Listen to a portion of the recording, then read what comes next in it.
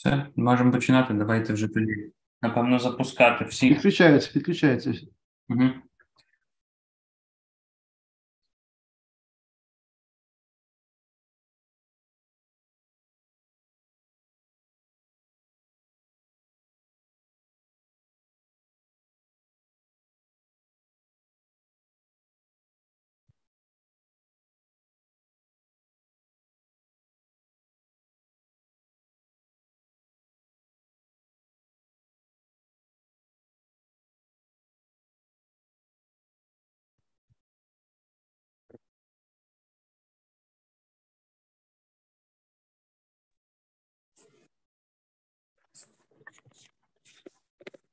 Все, я думаю, що можна, напевно, починати.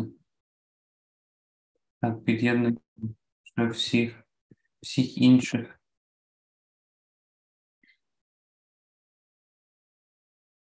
Так, всім вітання. Я думаю, що напевно будемо починати. Хто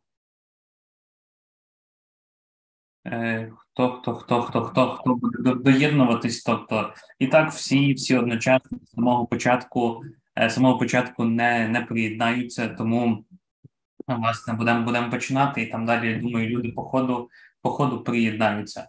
По-перше, зараз скину своїй колезі, щоб вона на всякий випадок в каналі нашої події на Фейсбуці також виставила трансляцію, яка зараз також ведеться, щоб про всяк випадок, якщо хтось не зможе приєднатися, щоб ви могли приєднатися в Фейсбуці.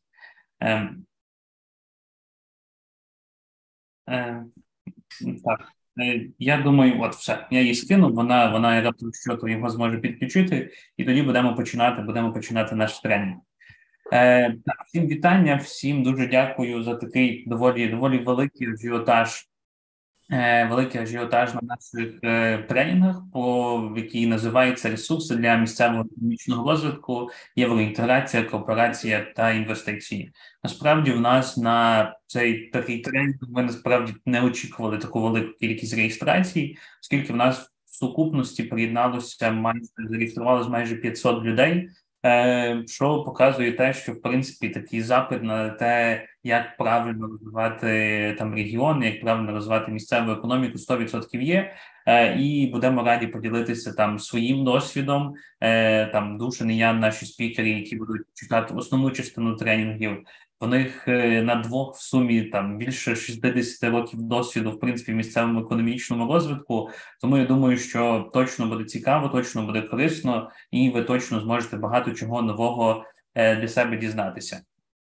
Кілька таких організаційних моментів для саме учасників наших тренінгів, які підключаються і тут в Zoom, і, можливо, хто буде дивитися зараз трансляцію на Ютубі чи в Фейсбуці, коли ми також поділимося посиланням, то дуже важливо те, що Душин і Ян, вони будуть розповідати все англійською мовою, але у вас тут безпосередньо в Zoom внизу там на панелі має бути кнопочка «Переклад», і ви зможете включити собі україномовний канал, через який ви зможете слухати інформацію українською, якщо вам англійською буде некомфортно. Тобто це такий єдиний технічний момент, який потрібно було прояснити на самому початку, щоб у вас не виникло питання, що ж робити, якщо вам буде там щось незрозуміло з того, що Душин і Ян розповідають англійською. Скажіть, будь ласка, також поставте, будь ласка, якусь або реакцію, або напишіть в чаті плюсик, якщо у вас є ця кнопочка «Переклад», ви все бачите і ви все зможете потім слухати, коли власне, Ян і Душин будуть починати говорити. Так, бачу, що в більшості все є, тому все супер. Все, тоді дуже дякую на цьому, і давайте будемо вже змістовно починати наш тренінг. Тренінг, знову ж таки, ресурси для місцевого економічного розвитку. Тут я, в принципі, в цій короткій такій інтро-презентації я вам загалом окреслю те, що в нас буде відбуватися на тренінгах, щоб ви мали собі загальне розуміння, могли собі все планувати, ваш час на цих тренінгах і розуміли, що буде після. Значить, у нас, по суті, буде 4 теми тренінгів, які будуть відбуватися в рамках нашого такого невеликого курсу. Перше, це тренди та кращі практики розвитку регіонів у 2023 році. Це тема, яку ви будете слухати сьогодні, де Ян і Душан поділяться своїм таким багаторічним досвідом того, як розвиваються регіони, що, в принципі, впливає на те, щоб регіон успішно розвивався. Наступний тренінг буде про міжмуніципальну кооперацію, як і навіщо співпрацювати громадам між собою. Тобто, по факту, в першому тренінгу ви зрозумієте про місцевий економічний розвиток загалом, як про явище, то в другому ви зрозумієте, чому краще працювати з кимось, аніж самостійно. І третій та четвертий тренінг в нас будуть про якусь таку взаємодію громад з зовнішнім світом, з залученням додаткових ресурсів не просто в межах самої громади, а десь ззовні, оскільки ззовні завжди більше ресурсів, ніж в межах самої громади, оскільки зовні весь інший світ, а в межах громади це, власне, сама громада. Тому на третьому тренінгу ми поспілкуємося про євроінтеграцію, оскільки це тема, яка на слуху, яка дуже важлива, яка зараз, по суті, все, що буде відбуватись в Україні, воно повинно буде враховувати контекст євроінтеграції. Тому ми постараємося максимально комплексно розповісти, тобто, що робити такого, щоб максимально використати, максимально багато отримати користі з цього процесу, а не просто пройти повз нього. І в останньому тренінгу ми, в принципі, розкажемо теж про питання ресурсів, про питання інвестицій, і там теж дуже багато різних прикладів про те, як саме правильно залучати інвестиції в громаду. Звісно, всім якби чудово зрозуміло, що зараз Україна в стані війни, і це буде зробити 100% нелегко, але тим не менше до таких практичних прикладів, звісно, в інших умовах ми додамо там дуже багато якихось таких коментарів і корисних порад, як це зробити зараз, і ви дізнаєтесь про такі фундаментальні принципи, чому це, в принципі, працювало в громад, і що вам потрібно зробити, щоб воно працювало і у вас. І відповідно, з приводу дат всіх тренінгів, то всі тренінги у нас будуть проходити по середах. Перший сьогодні, 19 квітня. Потім у нас буде невелика пауза наступного тижня, і потім у нас буде 3 тижні підряд, 3, 10 та 17 травня у нас будуть проходити наші тренінги. Всі тренінги, вони будуть відбуватися рівно о 18:00. Вони будуть починатися, власне, як і сьогодні. Наступного разу, тобто постараємося вас всіх ще швидше приєднати, що ви довго не сиділи в залі очікування, і ви зможете дивитись тренінги, в принципі, як в Zoom, приєднуватись в Zoom. Все, що для цього вам буде потрібно, це, по суті, зробити ті самі дії, як і сьогодні, це заповнити там оцю коротеньку форму і приєднатися, власне, до тренінгів.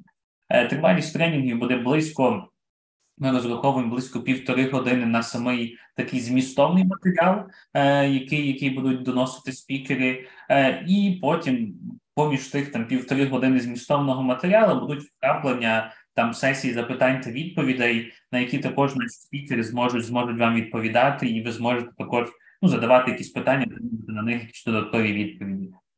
Якщо питань буде прямо дуже-дуже багато, то я думаю, що потім ви зможете їх там також залишати і десь там в Телеграм-бесіді, чи якщо ви туди не приєдналися, то ми створимо там додаткову форму, можливо, і постараємося на всі питання, які ми не зможемо розкрити в тренінгах, по максимуму на них відповісти. Далі з приводу спікерів на нашому курсі. На нашому курсі в нас будуть 3 спікери. Це Ян Возок і Душан Кулка, це представники Берман Груп, консалтингової компанії чеської. Вони, я думаю, про себе більш детально розкажуть, оскільки вони краще знають, на що звернути увагу в своєму досвіді. І Юлія Шаїпова – це експертка в питаннях євроінтеграції, яка зараз активно працює з Офісом євроінтеграції і дуже дотична, в принципі, до цього всього процесу і зможе поділитися класними інсайтами про те, як правильно взагалі використовувати цей процес для того, щоб отримати з нього по максимуму вигоди, і дати цю вигоду з вашого боку також Європейському Союзу. Власне, далі по таких коротких організаційних моментах, щоб ви розуміли, як це все працює. Перед кожним тренінгом ми будемо надсилати посилання на Zoom і в Telegram, на Zoom в Telegram-бесіду, до якої більшість з вас не приєднано, і на електронні пошти, з якими, власне, реєструвалися на ці тренінги. щоб зайти, власне, на цей тренінг, вам, як ви бачили сьогодні в реєстрації в Zoom, вам потрібно вказати просто імейл і прізвище, ім'я. Це нам потрібно для того, щоб мати можливість відслідкувати відвідуваність, оскільки нам потрібно буде розуміти, скільки вас взяли участь в кожному з тренінгів. Оскільки нас назбиралося в загальному майже 500 Я людей. плюс піду. Так, бачу в когось включений мікрофон, то я його постараюся. Тут зранку все поступово мені повідомляють. Так, оскільки нас назбиралось майже 500 людей, то можливо, якщо захочуть приєднатися прямо всі 500, що мало ймовірно, то в нас можуть бути якісь такі невеликі технічні питання з приводу приєднання до самого Zoom. Саме тому ми паралельно проводимо трансляцію на Ютубі, щоб раптом, якщо хтось не зможе приєднатися, щоб паралельно була трансляція і ви змогли приєднатися туди до неї. І, по суті, останній момент, про який я вже озвучував, на якому я ще раз наголошу, це питання синхронного перекладу, який в нас буде також на кожному тренінгу, і ви зможете слухати все, власне, доповіді Душина і Яна, слухати їх українською мовою, коли вони в нас там будуть цю всю історію презентувати. Наступний момент, оскільки ми, в принципі, в нашому анонсі наших тренінгах озвучували про те, що ми будемо видавати там сертифікати участі в наших тренінгах, то оскільки в нас буде 4 тренінги, то в ідеалі, щоб ви там могли отримати цей сертифікат, буде, не обов'язково бути на всіх тренінгах, буде достатньо бути присутнім хоча б там на 2-3 тренінгах, в ідеалі, звісно, на всіх 4, але на 3 цілком буде достатньо для того, щоб ми могли ці сертифікати, яке, звісно, часто така доволі формальність, але тим не менше завжди приємно мати якийсь доказ того, що ви отримали якісь знання в певній сфері. Тому це такий важливий момент, який ми також, на якому ми хочемо наголосити. Тому останній організаційний момент з приводу якогось там фідбек-форм, які ми будемо у вас збирати, то ми там після кожного тренінгу, думаю, що ми будемо надсилати таку дуже-дуже коротку фідбек-форму з приводу тренінгу, що ви коротко, буквально там на кілька питань відповіли і оцінили, наскільки вам взагалі сподобався той чи інший тренінг, щоб ми розуміли, враховуючи те, що в нас тренінг там 1 раз в тиждень, можливо, ви порадите щось, що могло би бути краще, і ми зможемо цю всю історію інтегрувати в наступні тренінги, які ми будемо проводити там через 2 тижні і потім щотижнево. Тому загалом якось так. Я сподіваюся, що з приводу там організаційних моментів ні в кого ніяких питань немає. Тому бачу, що є питання, чи будуть надіслані всі матеріали тренінгу. Звісно, ми надішлемо і презентації, і там відеозапису нашого тренінгу, і навіть постараємося в цьому відео прописати всі тайм-коди, щоб вам не обов'язково потрібно було передивлятися все відео, а ви змогли просто передивитися ті частинки, ті моменти, які вас найбільше цікавили в тих чи інших тренінгах, які ви прослухали, чи які ви не змогли прослухати через якісь там певні причини. Тому давайте починати на сьогоднішній тренінг. В принципі, сьогоднішня наша тема буде про тренди та кращі практики розвитку регіонів у 2023 році. Нашими спікерами будуть Душин та Ян, які детальніше розкажуть про себе безпосередньо на початку своїх виступів. Я дуже коротко озвучу, що у нас, в принципі, сьогодні буде, і будемо починати. Тобто, у нас сьогодні буде таких 3 частинки нашої тренінгу, лекції, воркшопу, можна це називати абсолютно по-різному. Спершу ми, в принципі, дамо таку загальну інформацію про місцевий економічний розвиток, що це таке, з чим його їдять, чому це важливо, як це працює і так далі і тому подібне.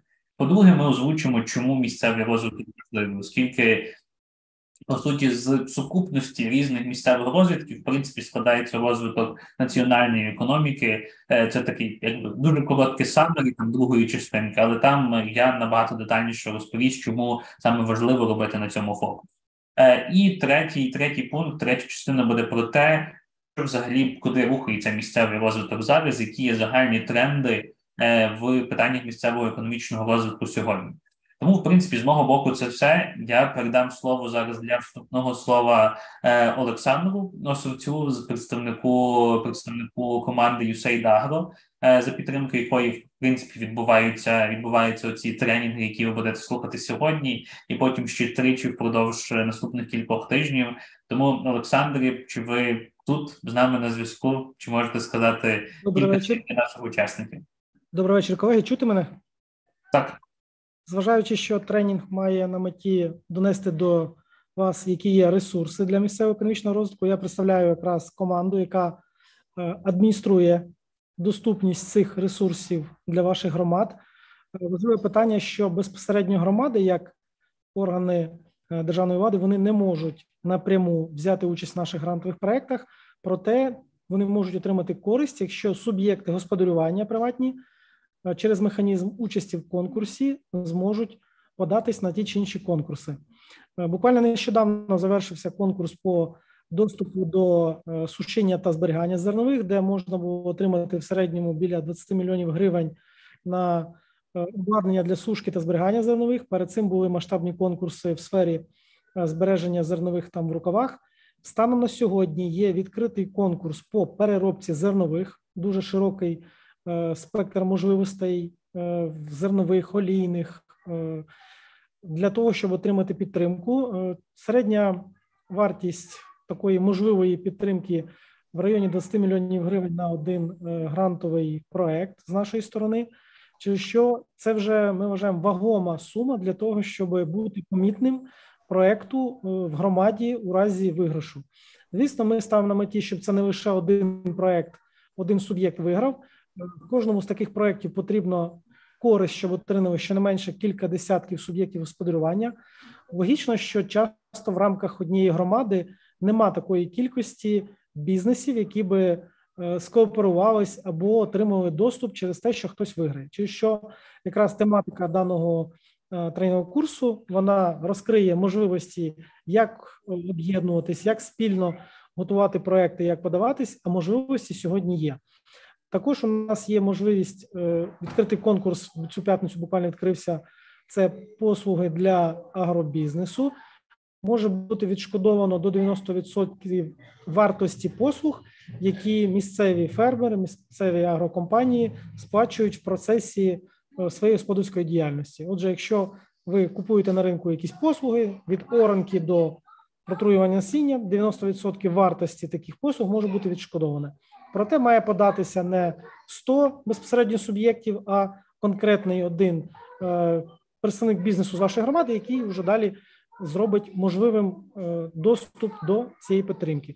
Отже, конкурси є, вони будуть постійно в найближчі роки, але не хочеться, щоб ви на роки відкладали участь, а вже навіть після сьогоднішнього заходу зайшли на Фейсбук-сторінку програми USAID Agro, знайшли цей конкурс, поділилися з суб'єктами господарювання і спільно допомогли йому підготувати заявку і подати нам на конкурс. Дякую. В процесі, якщо будуть виникати питання, ви пишіть в чат, команда організаторів ці питання нам передасть, ми їх будемо поступово відпрацьовувати і ділитися відповідями. Дякую, гарної роботи. Так, дуже дякую, Олександре. Тоді я, в принципі, не буду більше затримувати своїми розмовами наш виступ. Тому слово передаю Душану, який, в принципі, почне наш сьогоднішній змістовний блок нашого першого дня наших тренінгів. Душан? Так, я тут. Добрий вечір. Добрий вечір всім. Ярослав, я попрошу, щоб ти слайди. Так, звісно. Так, супер. Добрий вечір всім. Мені дуже приємно з вами зустрічатися в онлайні. Я би набагато краще насолодився, якщо ми би могли зустрінутися напрямо, десь у якомусь гарному українському місті, але таке теж буде.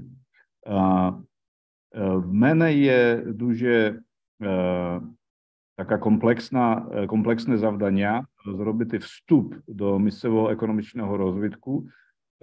І ця тема трішечки теоретична, академічна, але це дуже важливо собі пояснити, що ми робимо, коли ми говоримо про економічний розвиток, місцевий економічний розвиток, чого можемо від цього очікувати і що нам треба робити так, щоб витрачали ресурси розумно і здобили якусь користь для місцевих громад.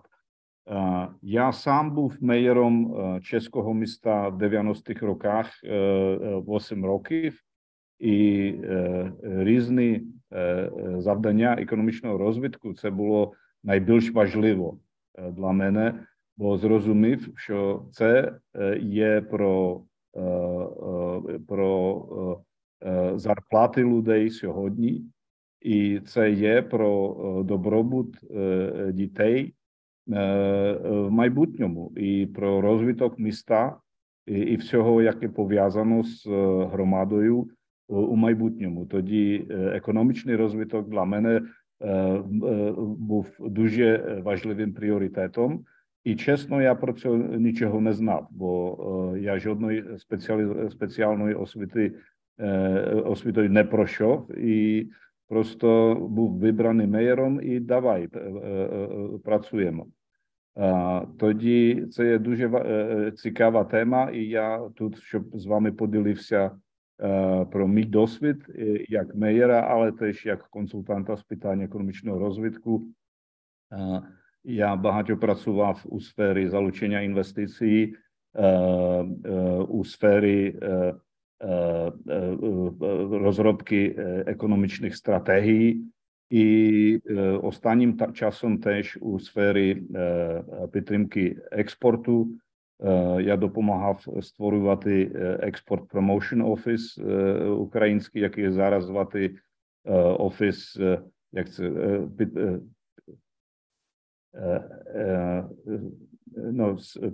на підтримки підприємництва та експорту. І теж працював 3 роки, останні жив у Києві і працював на проєкт конкурентно-спроможна економіка України і очолював таку невеличку команду, яка підтримувала експорт українських компаній. Тоді в мене є досить широкий досвід з різних питань, які пов'язані з економічним розвитком і з розвитком місцевих економік, і давайте поговоримо про те. Я розумію українську, я намагаюся говорити українською, але, звичайно, моє знання не досконале. Тоді я буду далі використовувати англійську мову. Це буде для мене трішечки простіше, і теж перекладачам треба дати заробити гроші, так? Так, тоді пішли. Ви є готові? Are you ready? Мене дуже готові. Окей. I'm missing the feedback.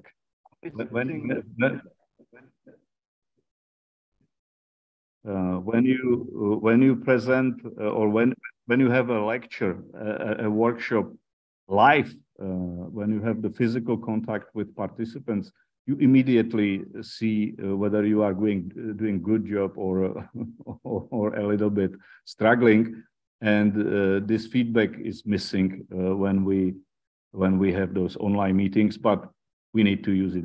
We need to use what we have. Okay, let's go on. Let's put next slide, Yaroslav. This presentation, as I mentioned earlier, is a little bit academic and theoretical, but has a lot of very practical implications. So I suggest you pay attention to the presentation, despite the fact it's a little bit abstract and theoretical. So we will be discussing what the heck is that local economic development or regional economic development. I see a complaint that the presentation is not seen. I see it. I see it.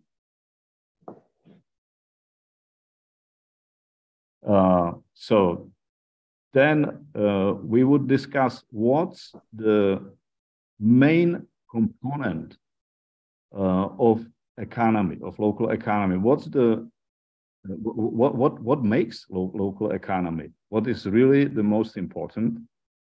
We will be discussing role of entrepreneurship, companies, and a competitive local and regional environment. Then I will be torture you a little bit with a definition. Don't get angry because of it, but it makes sense. It's very interesting and the best definition of local economic development ever. And moreover, this definition has a lot of practical implications for your daily work. Then we would frame this discussion into the macro trends, which are called globalization, accompanied with localization process. And also we are discussing, and you may have heard, there is a topic of de-globalization. So let's discuss it a little bit. And what the major shocks that world economy and our economies, Ukraine economy, experienced in past several years and is experiencing right now, what kind of consequences we can expect. And as a little bonus, I would introduce the pyramid of economic development. Okay? So let's look at the basic question.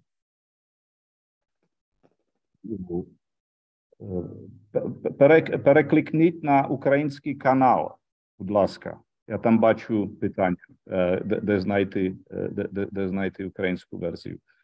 Okay, so I'm using very simple visualization of local economy because when we talk economy, we need to convert the discussion to the money anyway. At the end of any discussion about economic development, we would end up with money.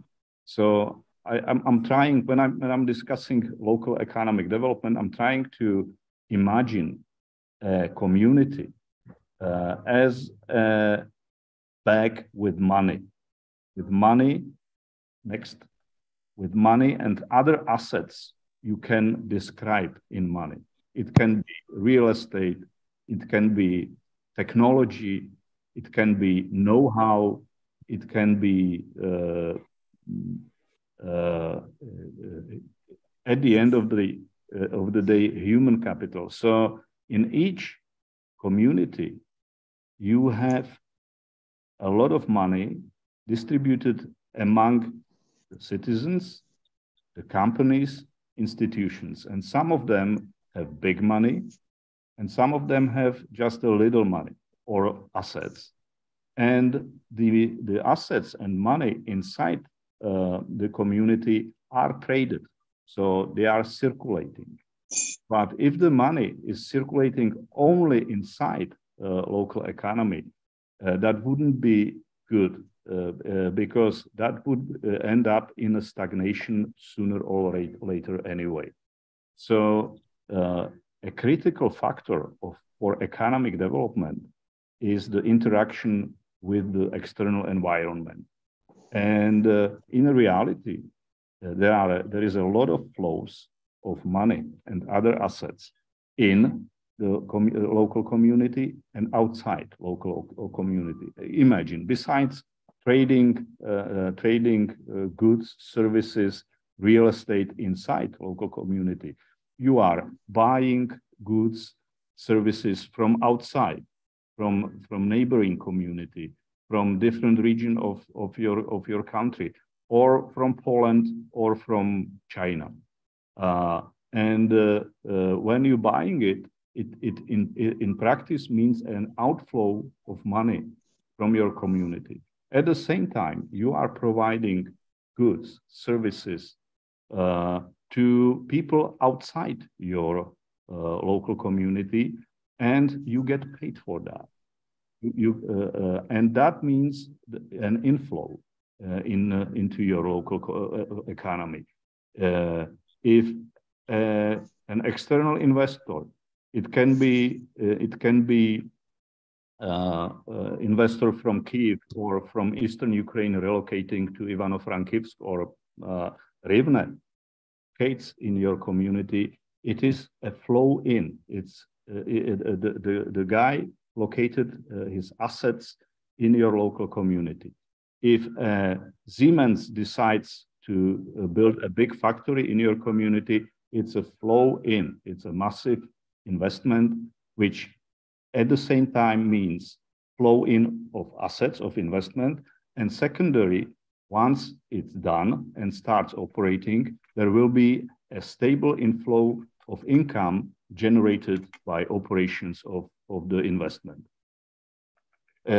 If a tourist from Japan comes to Lviv and gets stunned seeing all these great attractions and enjoys a lot of fun and the special vibe of the city and spends money in Lviv, it's a flow in the local economy. If plenty of your people move out from your community because they are not happy with the environment, with the life there, and relocate to other communities, it is a flow out, and so on and so on. You can win a grant for your local community to do something. It's a flow in. So at the end of the day, you have a balance of flows in and flows out, and the balance is either positive. So the sum of flows in local economy is higher than sum of flows out of your local community. And then the positive balance, the plus, means that the local community is developing, is growing. If the balance is zero or close to zero, the local economy gets stagnant. And if the balance is negative, the sum of flows out is bigger than sum of flows in, then you have a problem because your economy is declining. And indeed, we can make another click. Jaroslav, please. So you are not the only ones. You are not the only players. So you are working in a competitive environment because other communities, they are also struggling and are trying to build up the foundation for their own prosperity, for prosperity of their citizens and economic activities located, companies located in their communities. So you compete each other and Шановний спікер, будь ласка, хвилинку. Побажання від тих, хто дивиться на YouTube. Перейдіть, будь ласка, в англійський канал, щоб всі, хто бачить трансляцію, чули українську мову. Душин, будь ласка, англійський канал оберіть. Thank you. Okay, thank you. So can I continue? We go on. So in that competitive environment, you work on local economic development. Your basic goal is to make sure the flows or the flows of money and other assets in local economy is bigger than flows out.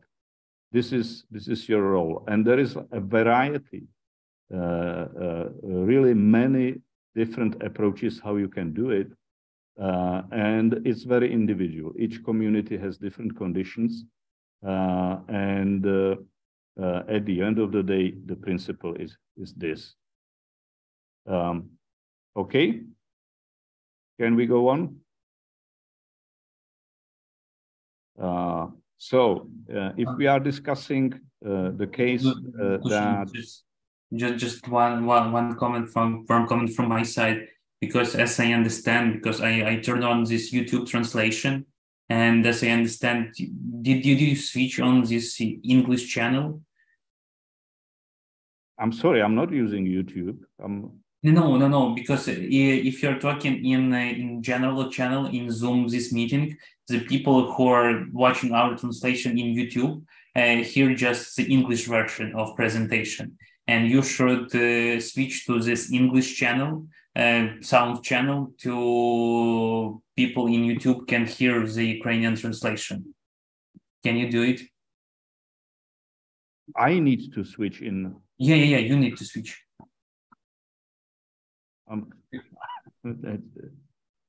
You need to find the button about Okay.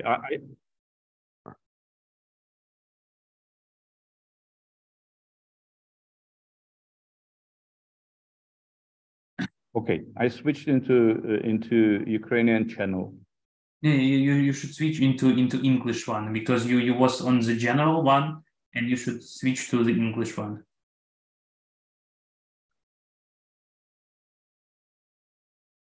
So Yaroslav, you've been addressing the listeners, not me. Okay, let's go with this. This is the advantage of those great Chinese technologies. Dushan, switch to the English channel. I'm back to the English channel. Sorry, yeah. I apologize. Okay, let's move on. I'm not a real fan of Chinese technologies. Okay, let's go on. So, what is the major component of any local economy? Who is that? What is the biggest success for economic development? What do you think? Many people, in my homeland, production, excellent. Thank you, Sasha. That's a very good point, and it's correct. Many your colleagues in the Czech Republic working for city halls on development, they believe it's subsidies. Their major agenda is searching all possible available subsidies and bringing them to the community, and they believe this is the major constituent of local economy, and they are obviously very wrong. And I wanted to show you, to share how a composition of local economic aggregate looks like. Local economic aggregate is a theoretical concept, a kind of GDP on local level. So it's not absolutely correct, because you cannot exactly calculate size of local economy because it's not a closed economic environment. But you can make rather solid estimate, rather serious estimate of the size of local economy. And in 2017, we've done this estimate for one small Czech town, and I would share it with you. So please click, Yaroslav. So this total size of local economy was 340 million euros in 2017. And look, if we look closer, so the largest component was the business, was turnover sales of local companies. So if we summed up annual sales of 25 largest or most important local companies, the combined sales of the 25 reached over 260 million euros. If we looked at the largest company, there was one rather dominant dominant player of the local economy. It was over 100 million euro. And we need to understand that this money is not only income for owners of those companies, but it's income of all workers who work for them. So it's their salaries, and it's the taxes, it's the social and health insurance. So it's very important money that supports not only owners, investors of those companies, but also everyone who works for them. If we go further on, the local budget in the economy of 340 million euro makes only 10 million euro. So this is if you see the red bubble, it's size of local budget, and you can see the proportion. And finally, please click. You see the tiny yellow bubble. So this is all subsidies they won in 2017. 1.8 million euro is pretty good money for a community with 12,000 population. So they are good at getting subsidies, but you can see that subsidies represent only very minor part. But they are rather important in the sense of stimulating those who make money on the market. So if you use the subsidies smartly, you can do good job, even despite despite the fact that the subsidies are not the major component.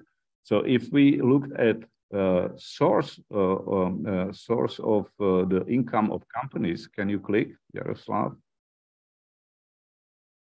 So we can see the markets of local companies, and we see that more than 2/3 are export sales, or respectively 2/3 of the income come from different countries of European Union, about 20% for different locations within the Czech Republic, and the rest is region and local sales. So you can see that the town is rather successful in attracting external resources into local economy. We also asked companies whether they would be investing, whether they plan investing and creating new jobs within upcoming 3 years.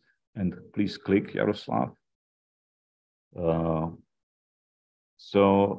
And we have learned that companies planned to invest some 22 million euros in upcoming 3 years and would create about 62 new jobs. So the lesson here is, yes, if we talk about local economic development, we need to pay attention to companies, to how to the conditions for doing business in local economy, to the entrepreneurship, to the entrepreneurial spirit of local residents, to attractiveness of local community for external investment, either domestic or foreign, and for performance of those companies. How different local economic development projects can support good performance of local companies. So I think this is clear, and then we go further on. Please. Okay, just quickly, if we talk business, we need to realize that doing business is not always cool and easy, and it's a rather tough job. Real business is really very competitive and tough job. And if you have a company, your ultimate goal is to make profit and to increase value to grow the value of the company for the owner. And against this, your intention, there are 5 forces. This is actually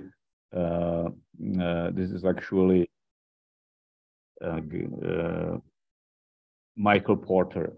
So against your your interest to grow your company, make profit, and increase value of the company are your suppliers and buyers. Can you click? Yaroslav is busy with something else. Too many channels at once.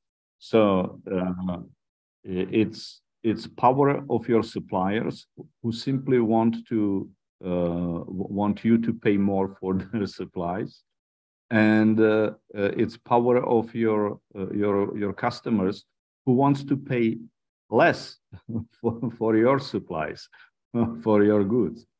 Then it's another two powers. Yaroslav, please. Click.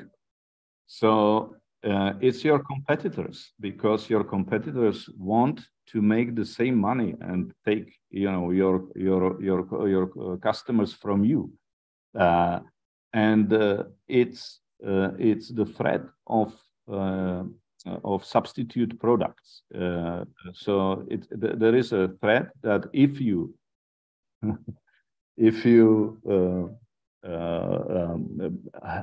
have an established production on established markets, everything goes well, and then suddenly there is a new product that would completely, wipe you out of the market. Have you heard of company Canon? They've been doing cameras and photographic film and chemicals for photography, and digital photography completely killed the company. And there is a number of examples in the history when a substitute product completely ruined entire companies and entire industries.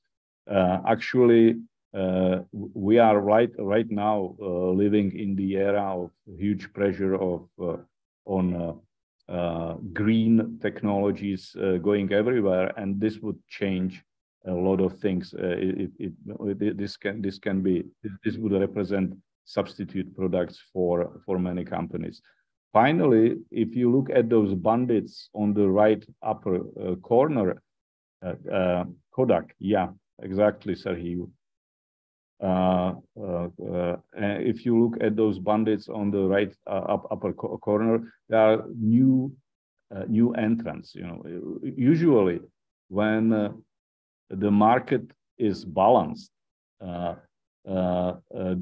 key players of the market have their market shares. They know each other, and they watch each other and maintain some, let's say, competitive peace. And then new company comes and needs to be very aggressive to get a market share. So this is how different trade wars start. When new entrants come with new ideas, new products, or new ways how to produce, new ways how to deliver products, and this is the fifth power that works against the company. So doing business is really not easy, and you need to recognize it and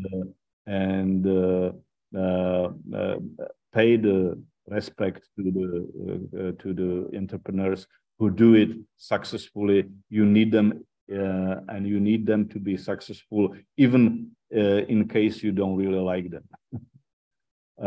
Let's go on. Next slide, please.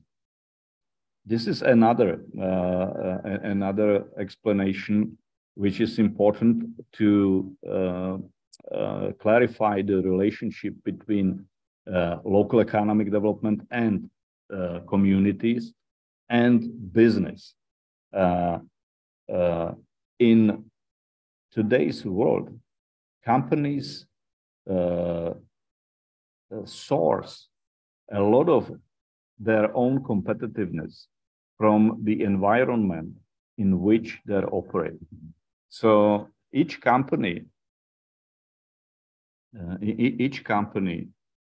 is located in some local environment and regional environment. These are environments which are mostly interrelated with the company. It's usually the source of labor force, it's the source of basic infrastructure,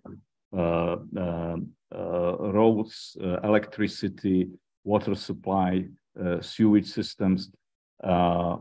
It's a source of the basic education for the workforce, but also for their partners, because in the local and regional environment, usually company has located critical suppliers of raw materials or components.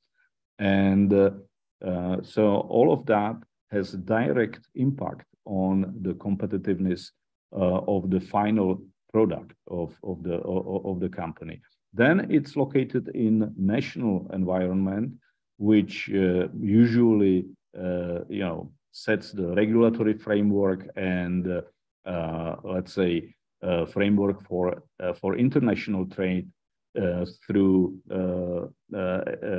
free trade agreements or participation in particular trading blocks, and then it's global environment. And but the impact of local and regional environments is the most important for most of the companies. And despite the fact the ultimate responsibility for the competitiveness is up to them, it's their business to maintain competitiveness of their companies. The quality of environment which is surrounding the company is very important, and importance of the quality of surrounding environment is in fact growing. And please, Jaroslav, click. Somewhere there are competitors with their own surrounding environments, and the trick is in the situation when one or several of your direct competitors enjoy better quality, more competitive environment of their location than you have, then you have a big problem. This is one of the reasons why company relocate. So if you suffer miserable local and regional environment while your direct competitor enjoys a great environment, you need to relocate, even next to the guy you compete with.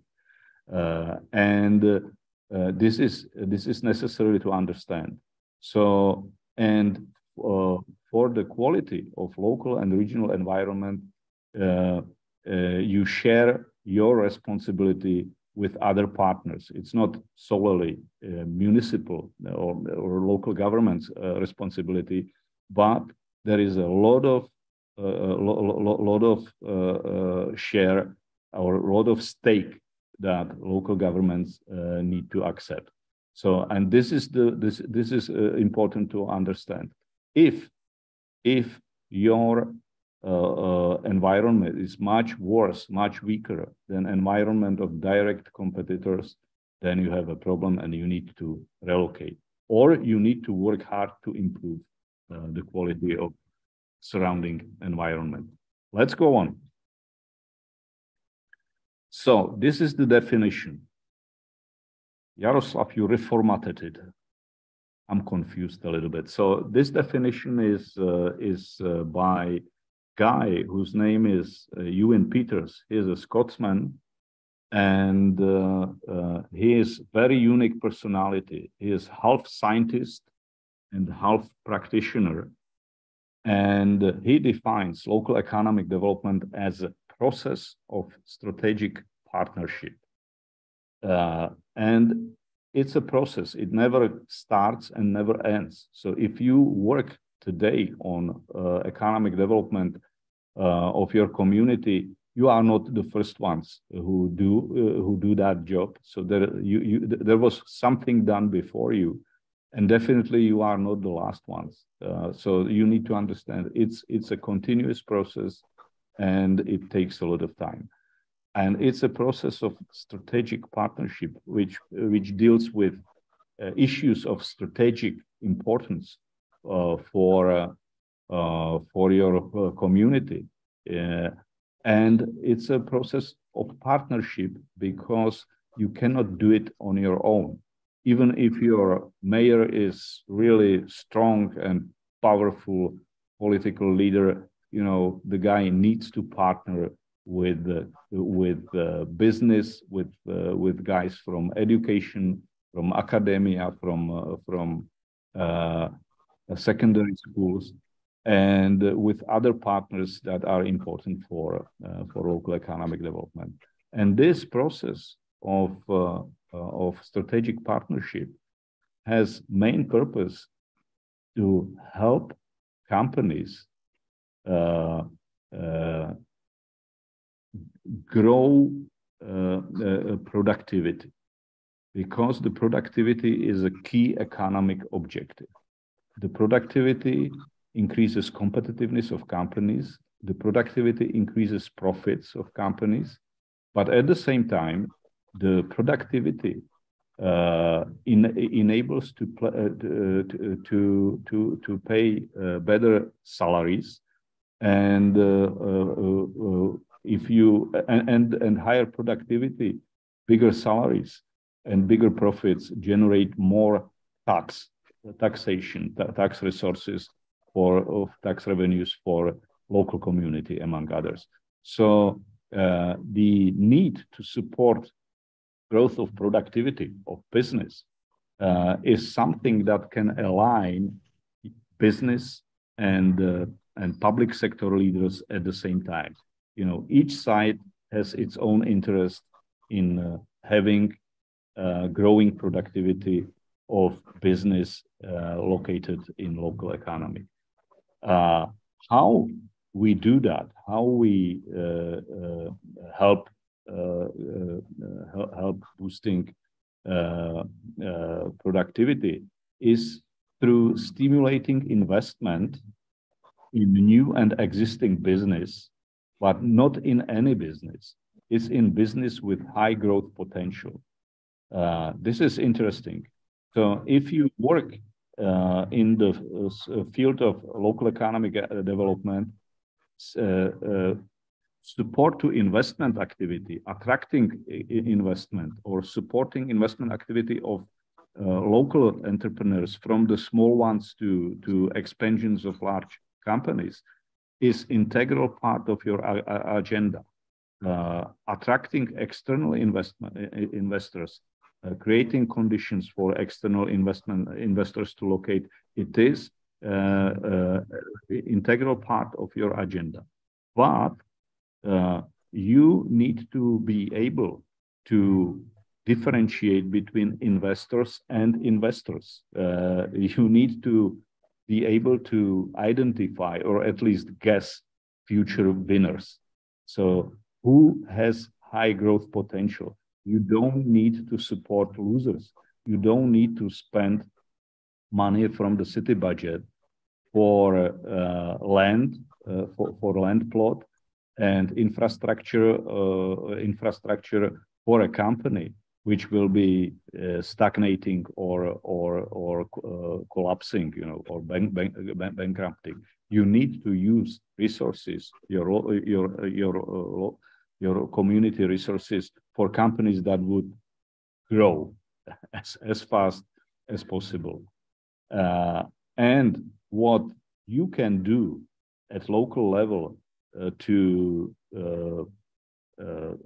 support growth in productivity through stimulation of investment in new and existing business with high growth potential is to create local factor conditions that are capable of sustaining this growth over an economic long run.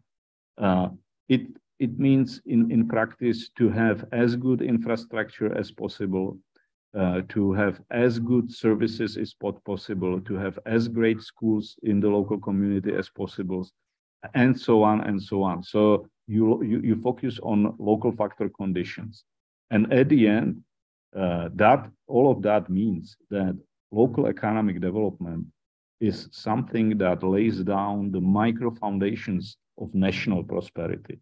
So this is very strong reason why it makes sense for central governments to create good conditions for municipalities to work on local economic development successfully and to support it.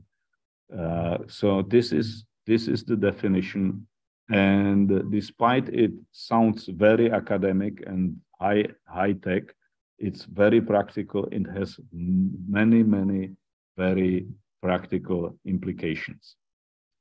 And now, once we discussed this definition, let's move to the next slide, to the local factor conditions.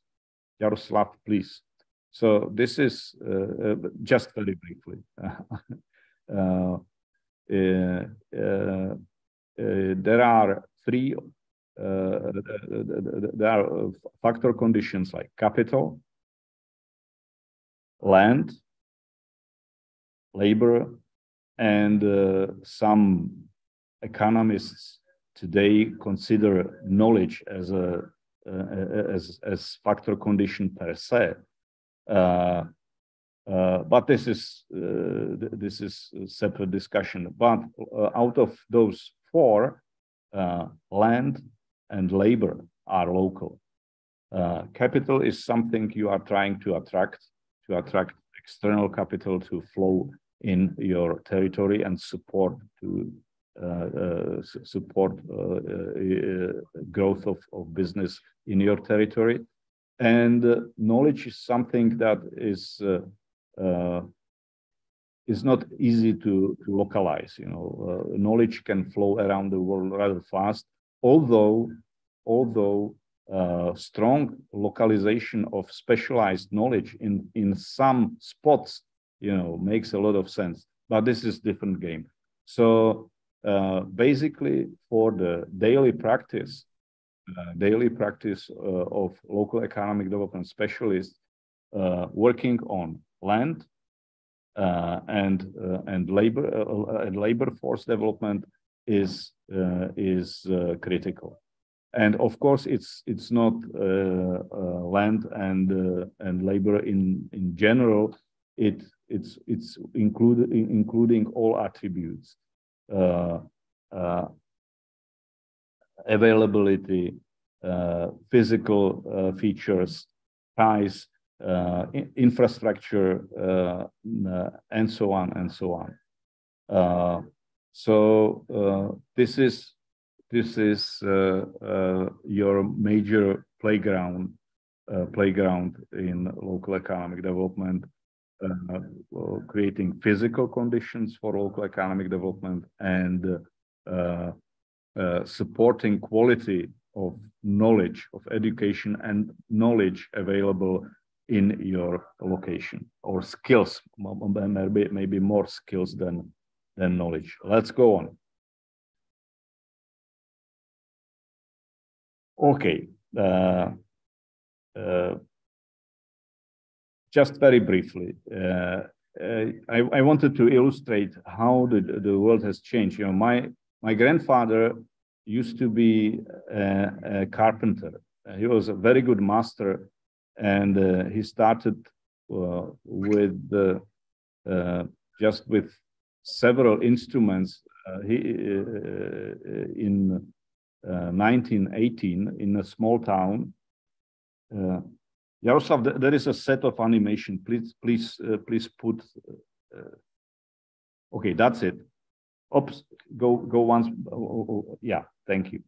And so the guy has his workshop in the small town. He owned a piece of forest, so he had a stock of wood. He maintained wood very carefully. He made his own glue, and he was very precise. So he was like good quality. He also perfectly knew the local market. He can, he just walk along the town and he'll see this guy will need new windows, or like the church will need new banks. So he could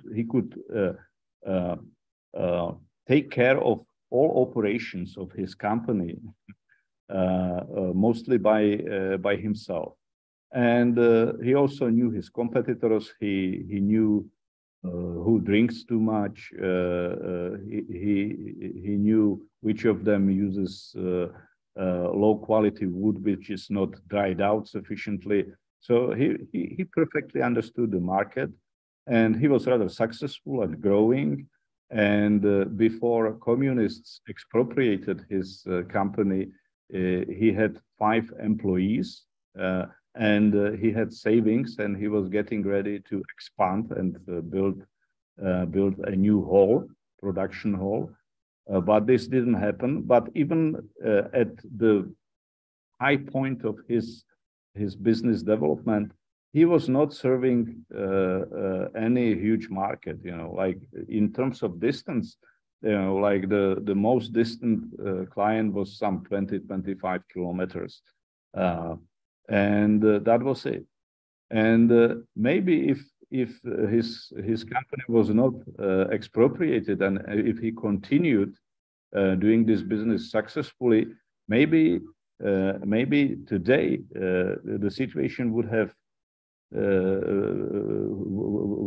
have turned completely different. Please click. Because the world and the markets are getting global. So probably, you know, he would need to think different way, you know. He would serve the European markets and taking advantage of being located in EU member state, but also, you know, looking at the segment of luxuries furniture in the United States, and producing cheap in China, and sourcing wood, exotic wood from Brazil, and he would need you know, like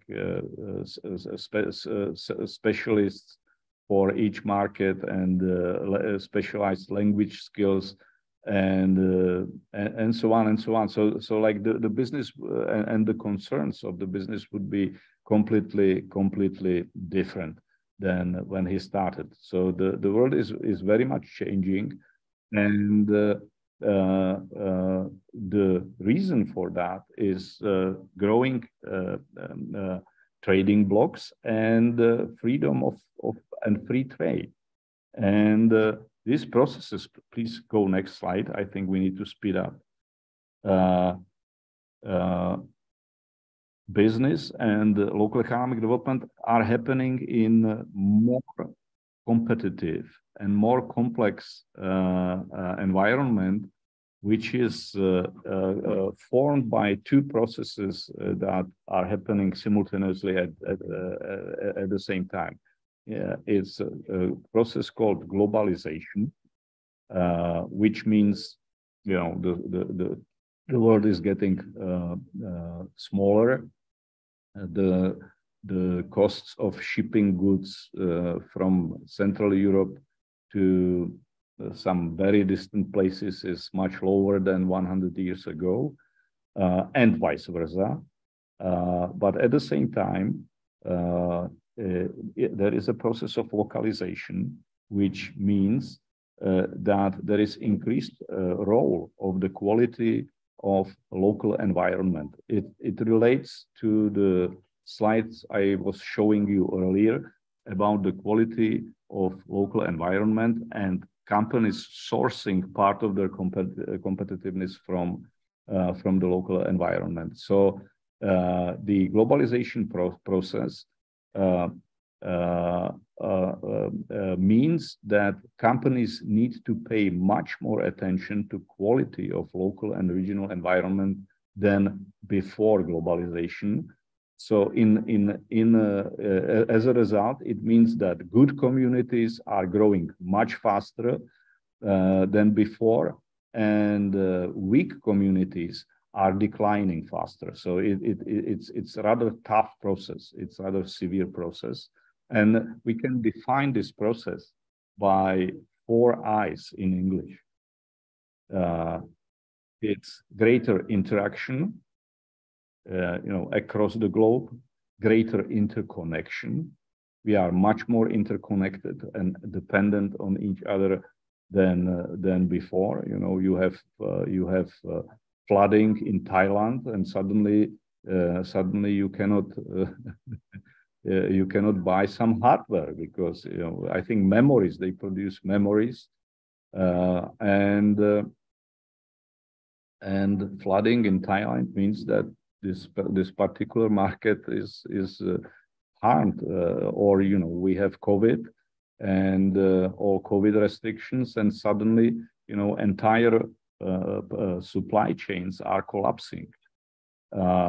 Those interaction and interconnection relates in interdependence. We are more dependent on each other, and it means also internationally. While 100, 200 years ago, we were dependent more like nationally or even locally on each other.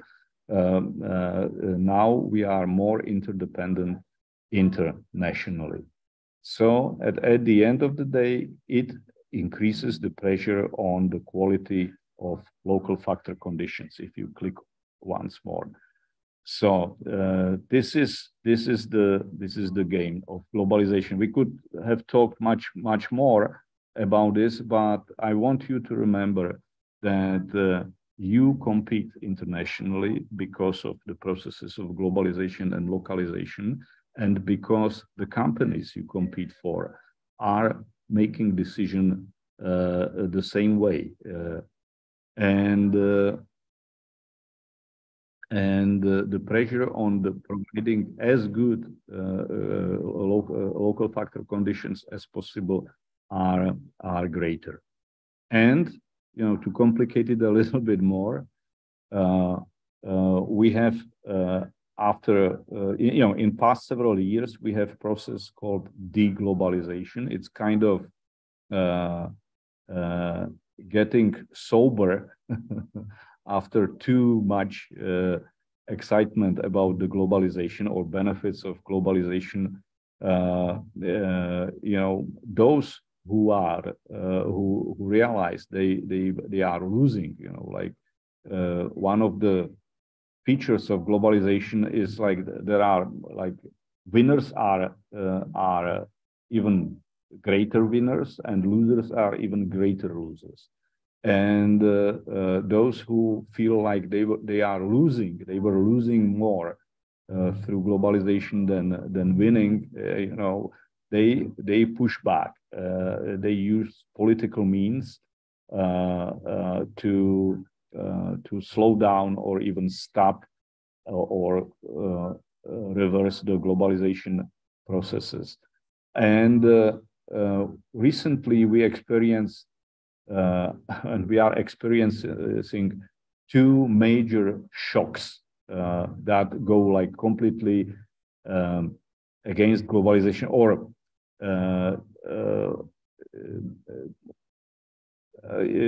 they are giving hard blow. This easy globalization concept that through business, through greater trade, we would have the world getting more stable, prosperous, and peaceful. It's COVID, and it's Russian aggression. It's Russian war with all consequences, and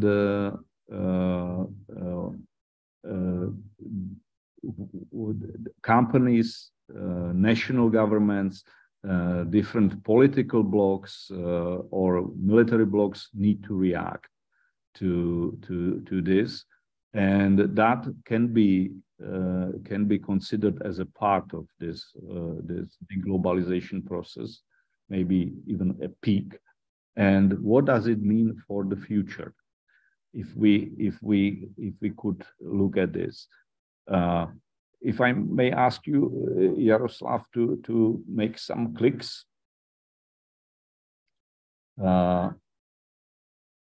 Great, thank you. So yeah,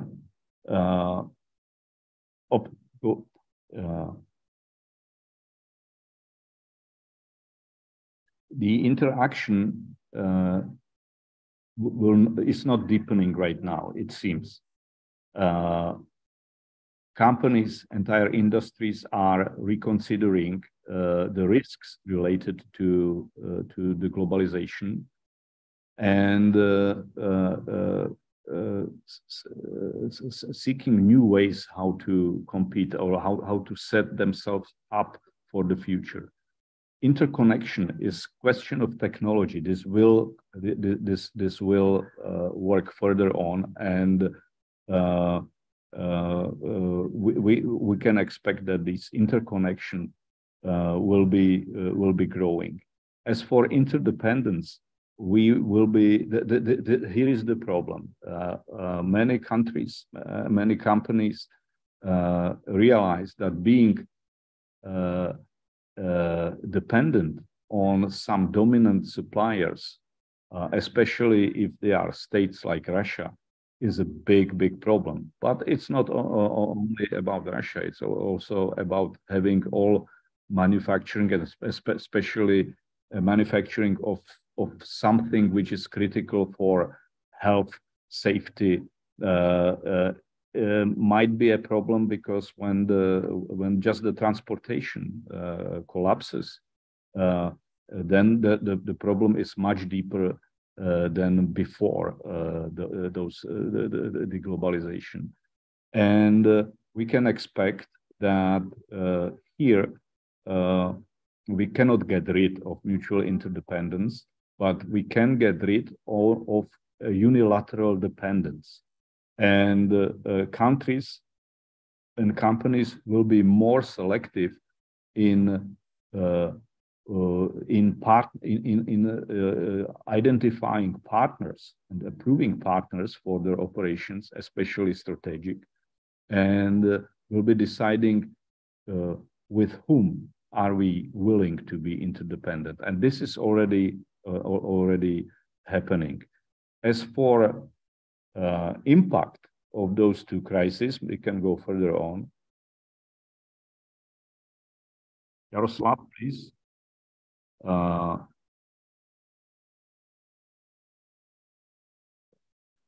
We can expect some changes that partly are already happening and will be happening or will be happening soon.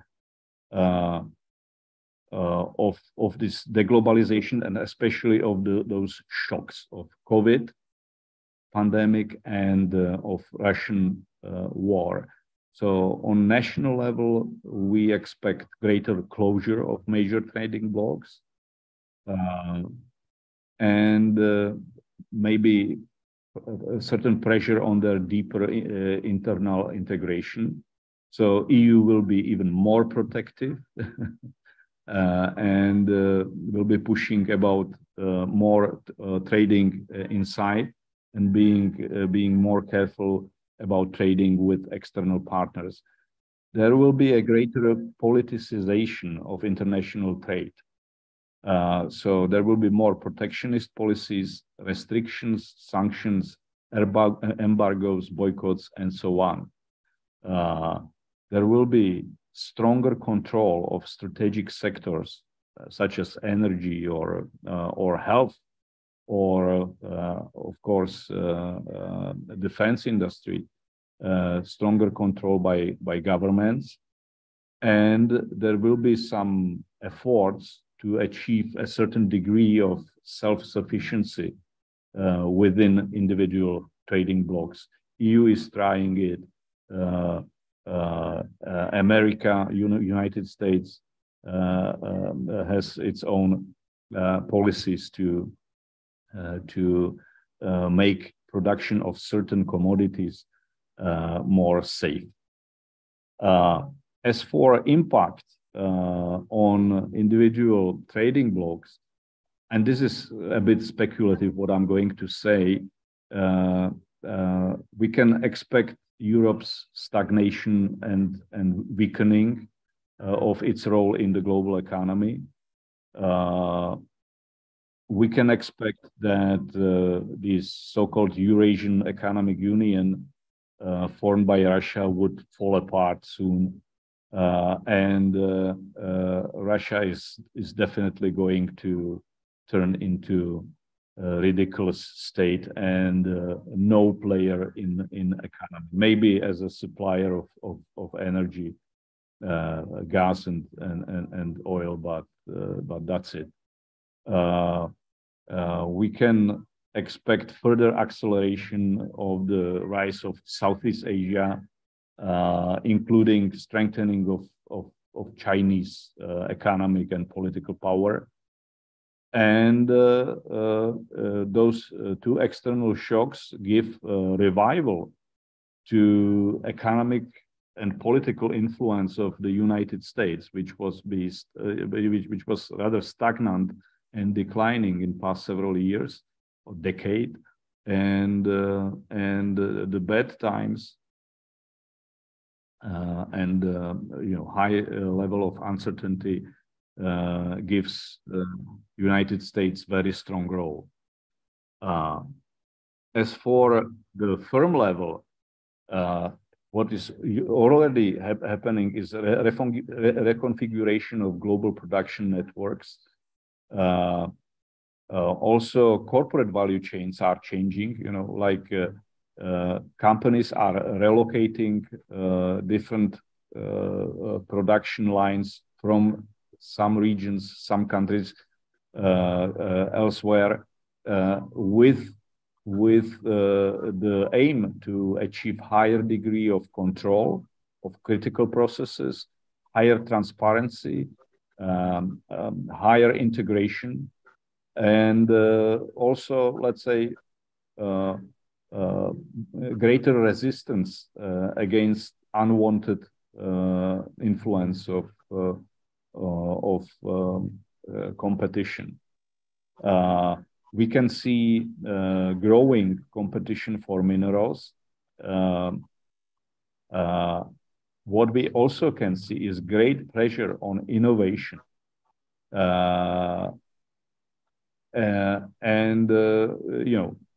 Those innovations, especially, to face increase of energy prices and also shortage of some inputs, whether these are raw materials of some components. So all types of innovative solutions are welcome. We can already see stronger protection of unique technologies and know-how by companies, and we can see wave of relocations of investments and new investments to support the reconfigurations of certain supply chains. And we can also see, or we will see soon, greater public sector government interventions into strategic sectors. And what does it mean for local level?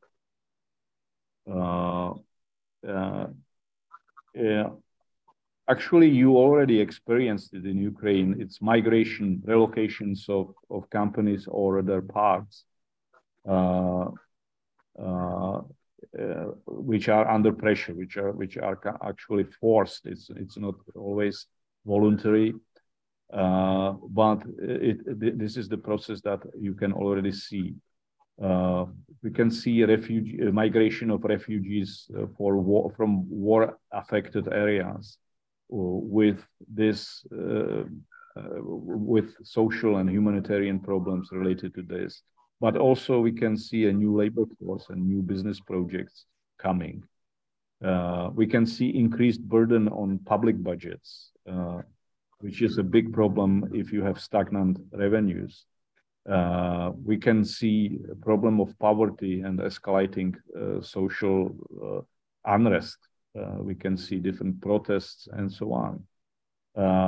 We can see pressure on flexible and creative public administration. We can see lack of funding for local economic development initiatives. And we also expect we will soon see local projects of extraction of raw materials. We actually see in the Czech Republic. This is discussion of the impact of those external shocks, and I know it's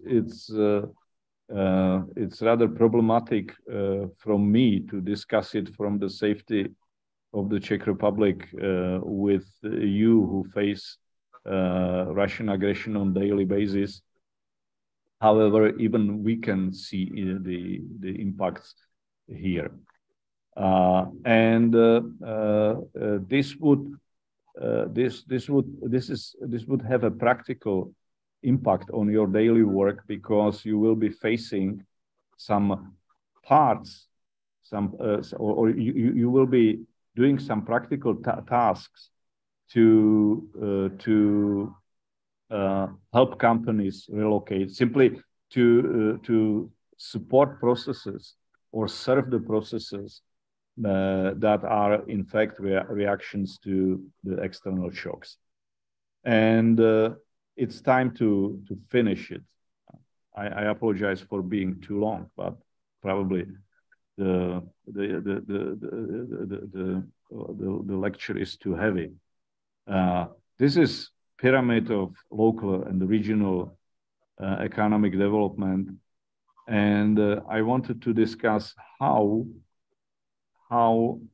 the work we do relates to the politics, local, regional politics. And each political leader, when running campaign, would tell you what we want is to improve quality of life for everyone. This is why we are running the campaign. This is why we want to share on power. That's why I want to be a governor or mayor. And the quality of life of residents is my major concerns. And this is something everyone would actually agree. Yes. And I want better quality of my life, and I believe all of you want better quality of your lives. But how can we do it? So the better quality of life, increased quality of life, is the top of a pyramid, and we need to look down to see how to step up, how to get from the bottom to the higher quality of life. So what do we need to have a better quality of life? Please, next. It's one of the key preconditions is economic growth.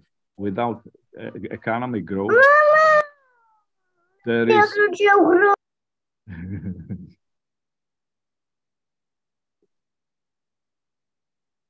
The guy is right. So without economic growth, there is almost no way how to increase quality of life. There are some minor groups who call themselves no-growthers, who believe we can live happy lives, great quality lives without economic growth. But those groups are really minor, and the question is whether they would be able to keep their belief in higher quality of life without economic growth for the longer period of time. But let's work with economic growth. We need economic growth. So what do we need for economic growth? It's next, please. Higher productivity, and better jobs. This is something we already discussed. Without higher productivity is a precondition for better competitiveness and growth of the companies, but also for successful companies pay better salaries, and usually they create better jobs. So what is further down? Please click. We need investments. We need investments from successful local companies and for foreign companies to increase the productivity and create new, better jobs. And finally, what do we need for that? We need a favorable global conditions or favorable economic conditions on global level. We need like good national framework for business, and we need active local and regional governments to work systematically on the agenda. So this is how the pyramid of economic development looks like if we complete it. So yes, there is a better quality of life on the top, but needs to be supported by economic development, economic growth, higher productivity, new, better jobs,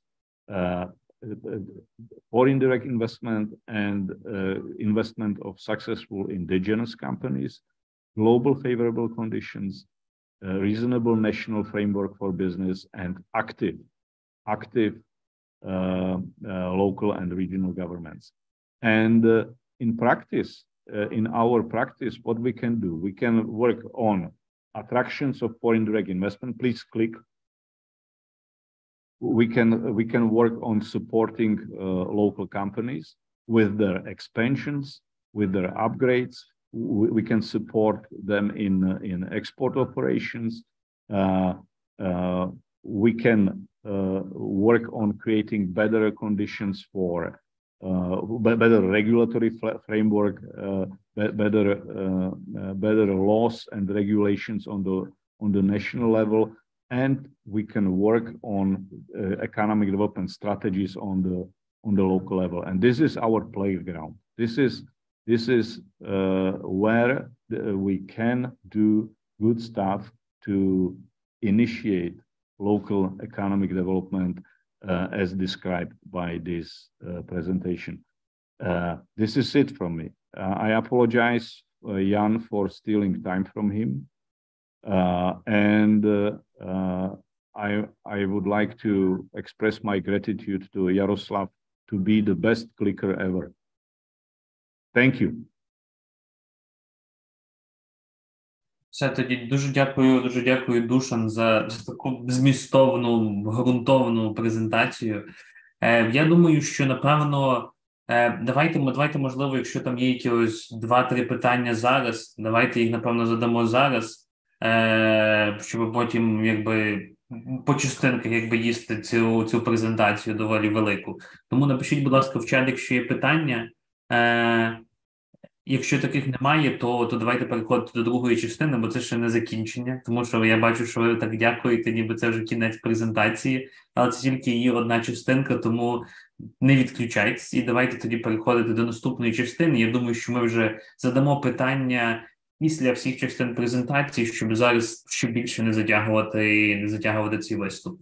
Тому Ян, давай переходити до вас. Я думаю, що раз так Душан мене похвалив як хорошого клікера, то Ян, можливо, я з вашого боку також буду і вашу презентацію також клікати, і щоб все було вже з мого екрану, і воно, можливо, так буде краще працювати.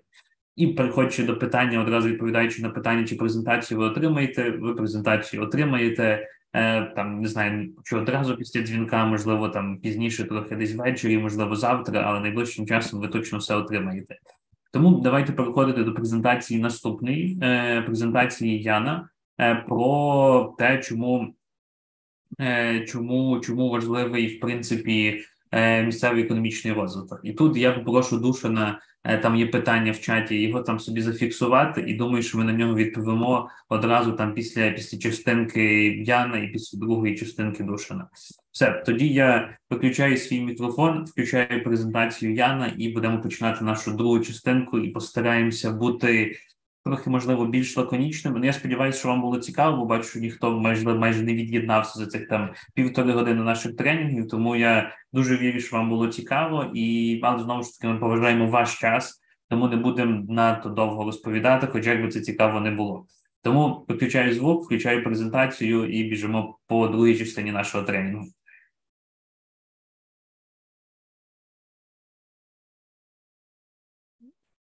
Okay, I'm just waiting for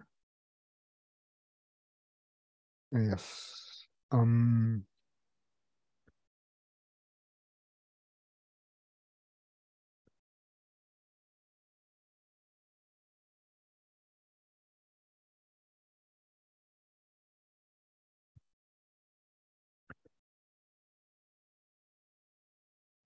Yeah. Okay. Yeah, I think that I can do the same as for Dushan. Can So you I see? can click this presentation. Can you see my presentation? I've shared it. Can you see it?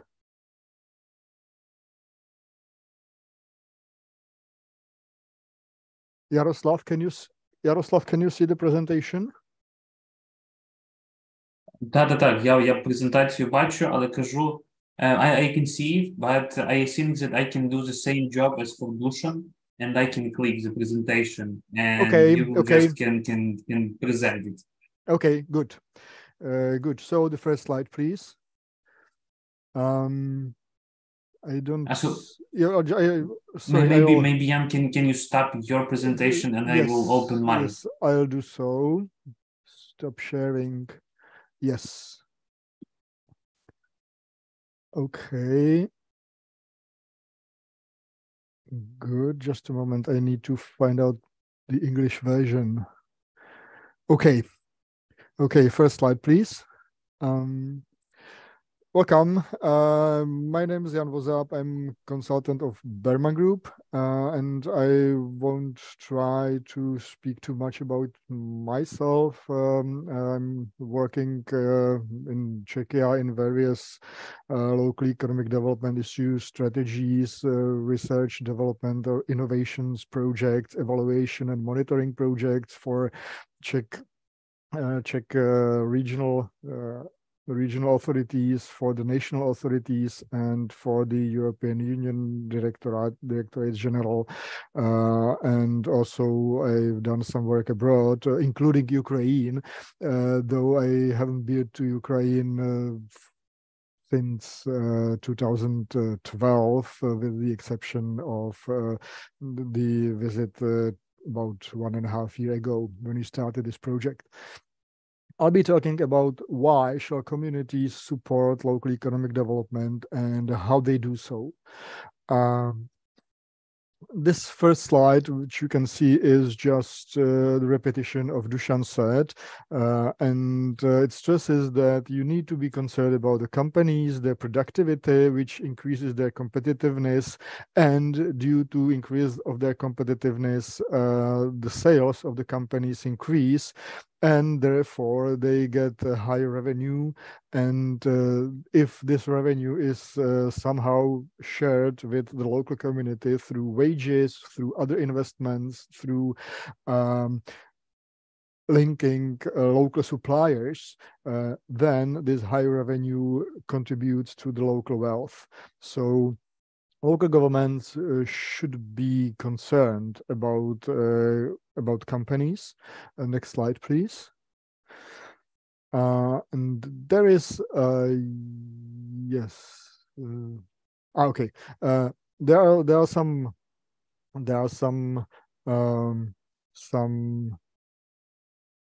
explanations or rationale for public intervention into the market forces.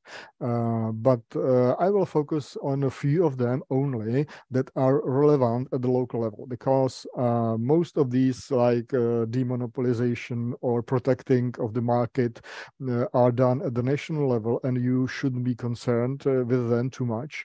But there is a reason why you should intervene in the market, and it is because localities, communities differ in various conditions. Remember the factor conditions Dushan described: land, people, knowledge, availability of resources, availability of infrastructure. There are huge combinations of vast combinations of conditions among which companies seek the best condition for their job, for their investments and for their production.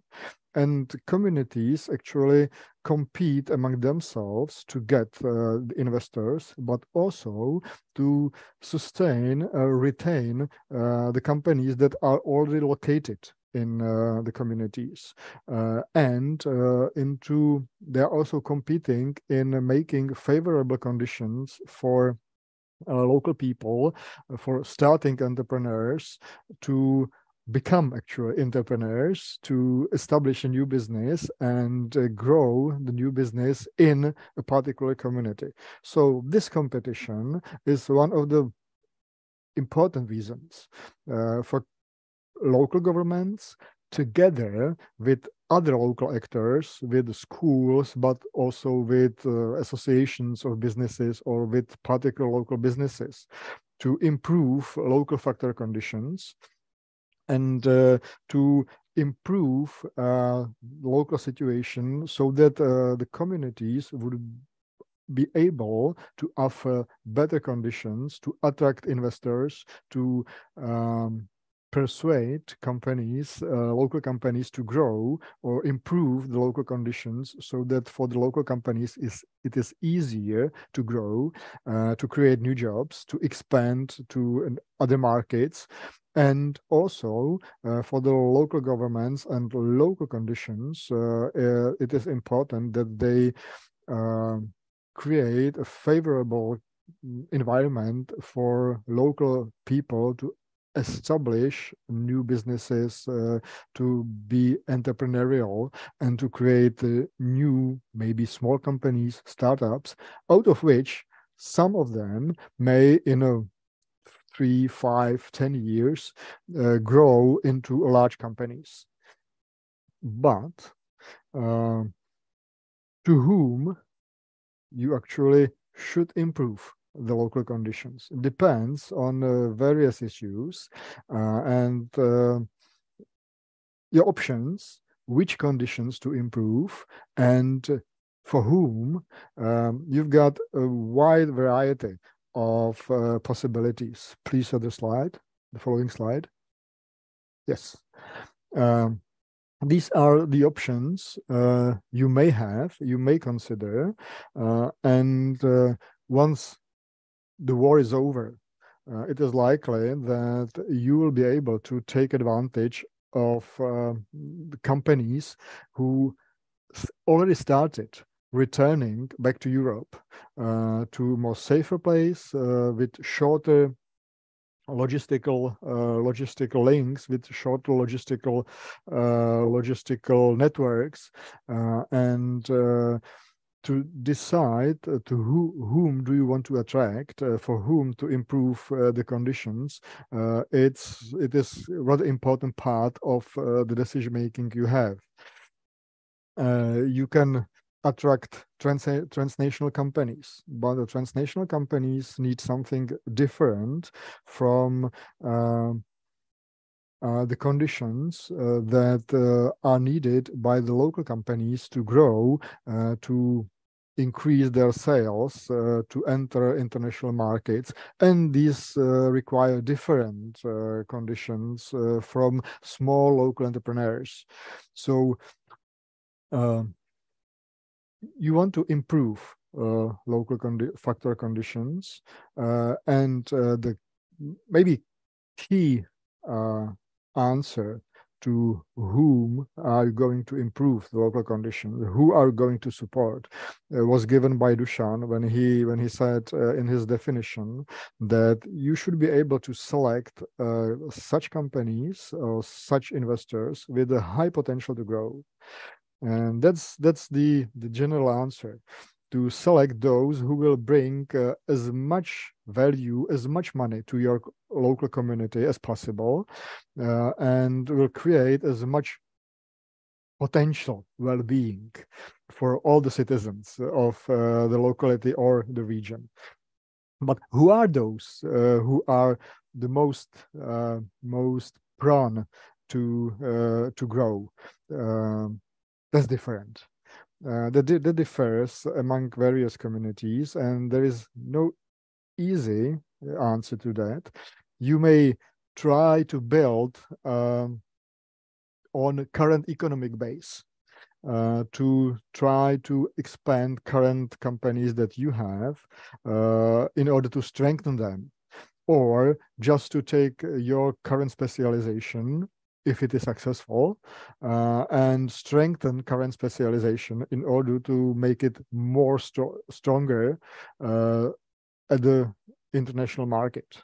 But you may also try to transform local or regional economy, or promote transformation and change in the local or regional economy, and you may try to help a new type of businesses, new specializations to grow or to be established.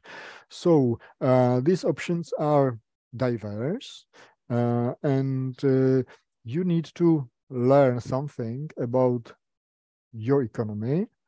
You need to learn something about the external environment, both national and international, so that you are able to identify the companies with potential growth. I'll give you one example. Please, another slide. Yes.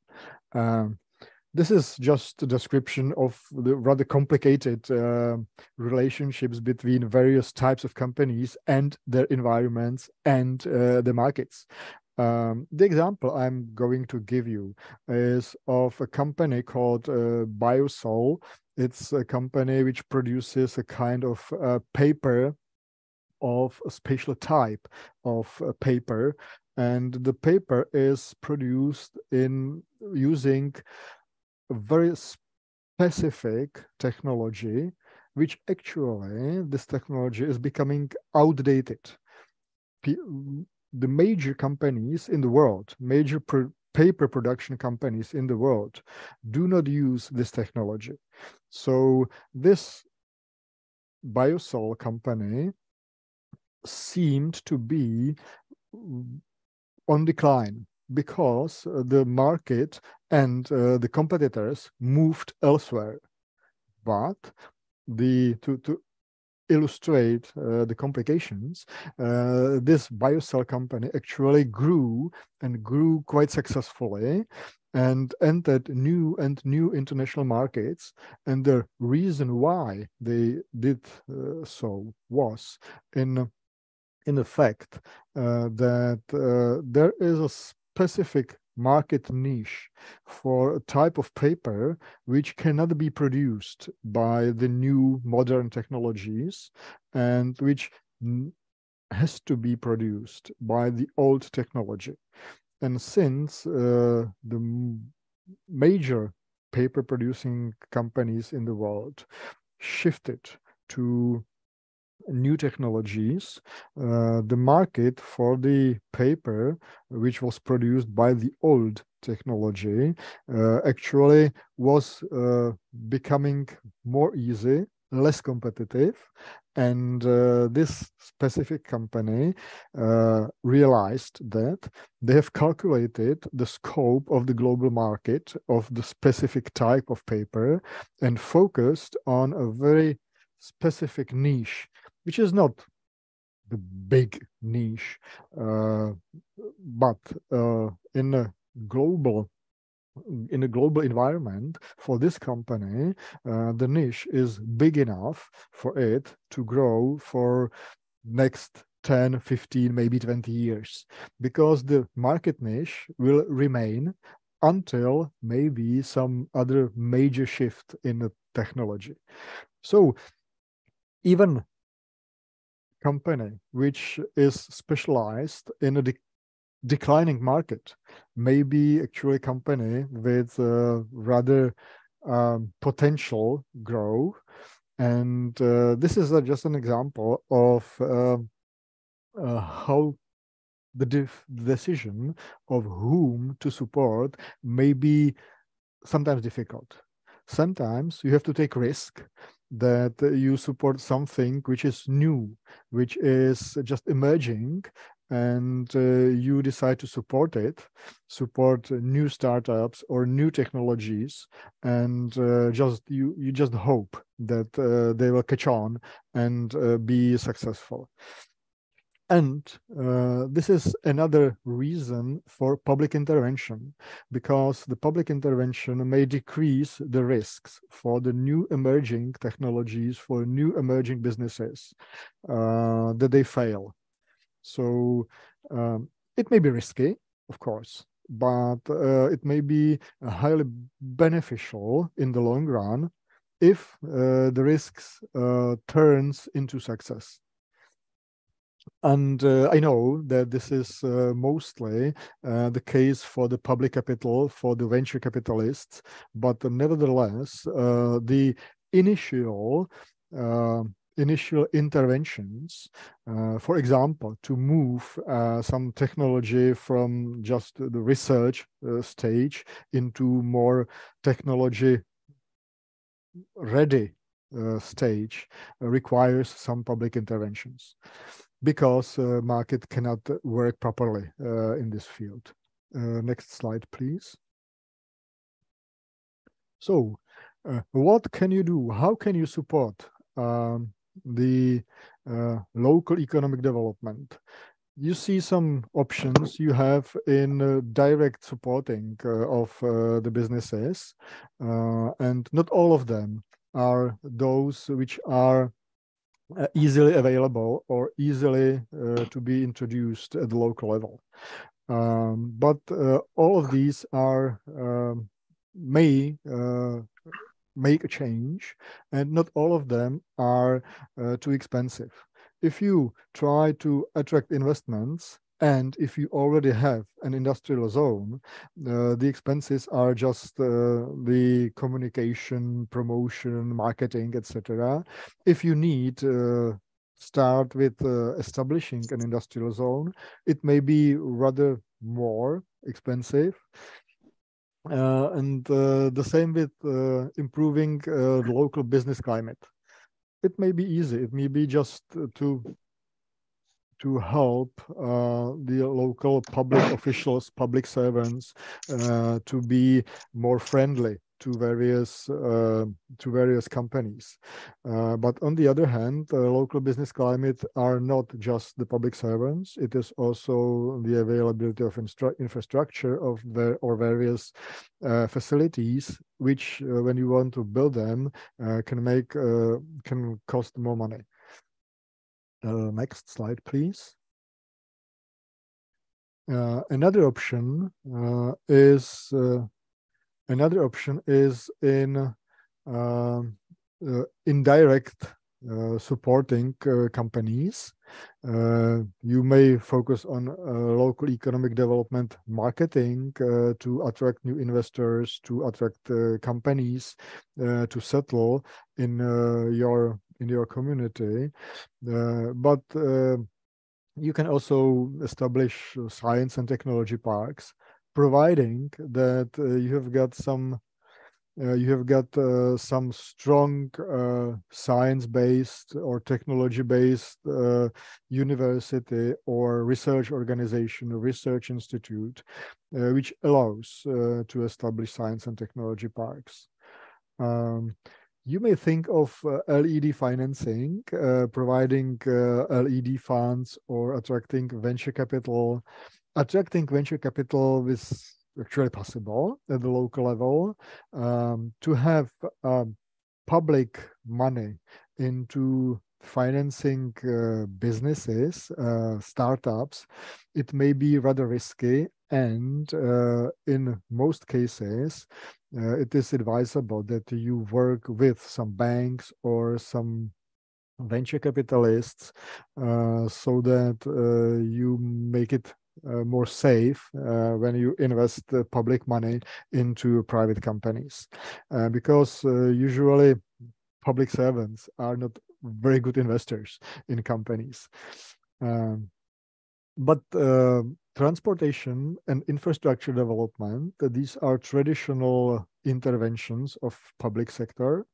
These interventions are quite successful, providing that there is a lot of local companies, and providing that the lack of infrastructure or lack of transportation is actually a bottleneck for their growth. But without this, without the knowledge that infrastructure development or transportation development will have a direct impact on the local business climate, on productivity of businesses, without this, investing public money in infrastructure or transportation can just mean wasting of public money and need not bring in any major change in local productivity. Next slide, please. There are other possibilities, public-private partnerships, which I will show you in the case studies in a moment, tourism development, brownfield and real estate development. But mostly these are options that cost money, and usually they are co-financed from the regional or national level. So, next slide, please. Yes, this is a case study of a successful industrial zone development and changes of the industrial zone development over time. So, be rather quick, Jaroslav, please.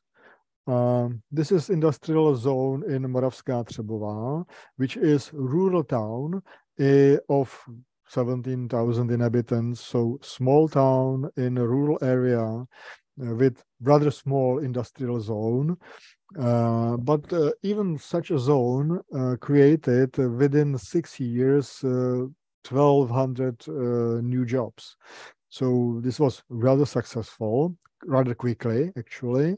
And though the strategy was to focus on medium-sized enterprises or larger small enterprises, and the strategy of the municipality was to attract companies from around the Czech Republic, not necessarily major big international companies. There was 1 or 2 big companies which now, 20 years after this industrial zone was established, now they employ more than 600 employees, just the 2 companies. What is rather important is that the strategy of the local community switched from the pure manufacturing investments, and they decided that the manufacturing investments can be done purely in a market way without any public support. But what would the locality try to support would be expansion of research and development or construction or design facilities of the companies already located in an industrial zone, so that they attract more value-added or higher value-added activities. And it was just the recognition of the local community that the companies already established in an industrial zone need not anymore any public support, but to encourage them to increase the value added, they try to support R&D. Next case, please.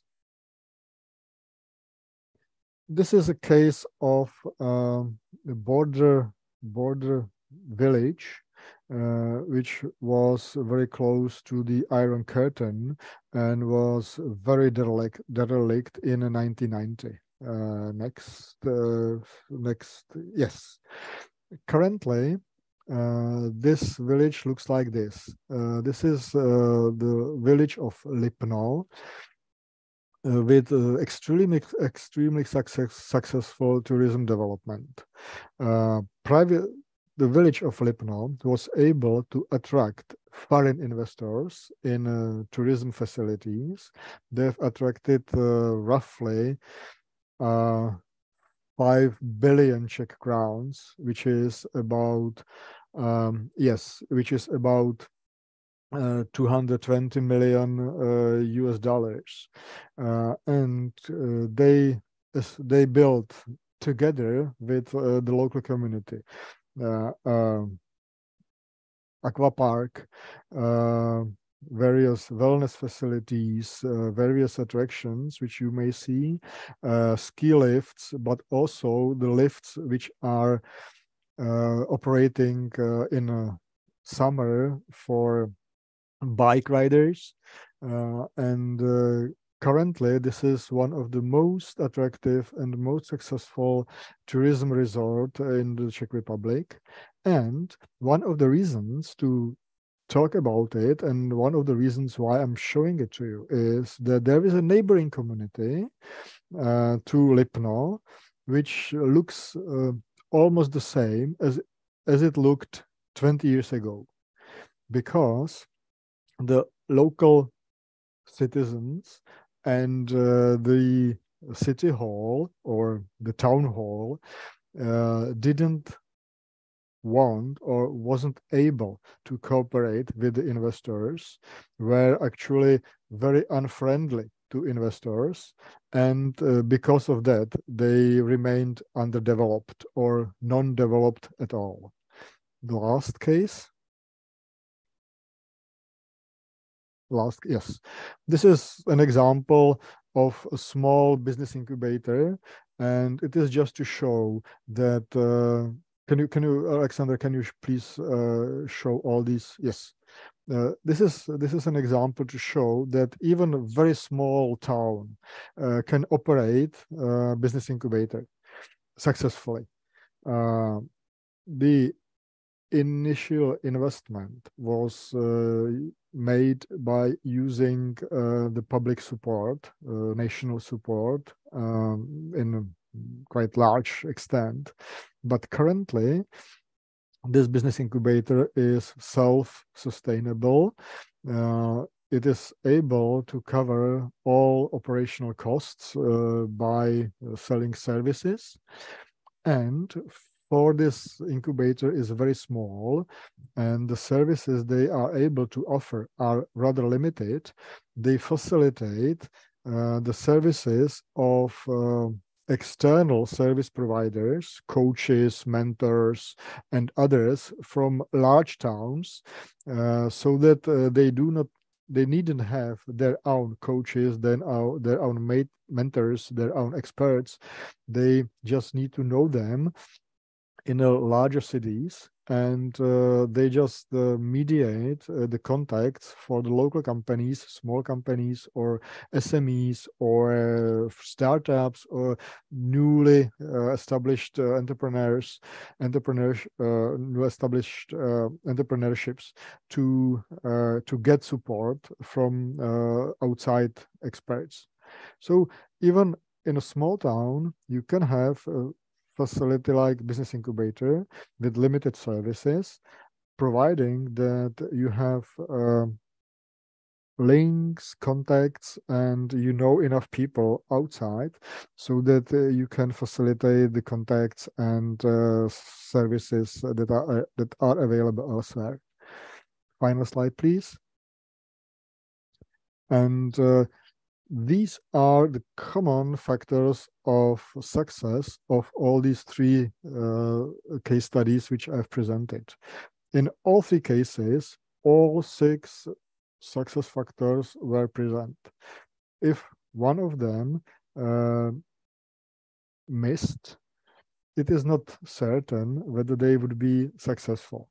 And the case of the neighboring village to Lipno village shows that even if the investors were interested, even if there were potentials in the nature, in the location, the unfriendliness of the local government was the reason why the investors in the end didn't invest in the neighboring region and try to extend their facilities elsewhere. So thank you for your attention. And now the last part of the presentation, Dusan. Should you have any questions, please don't hesitate to send them in writing, and I'll try to answer as possible. Давайте я коротенько таку ще одну таку паузу перед останньою частиною презентації зроблю.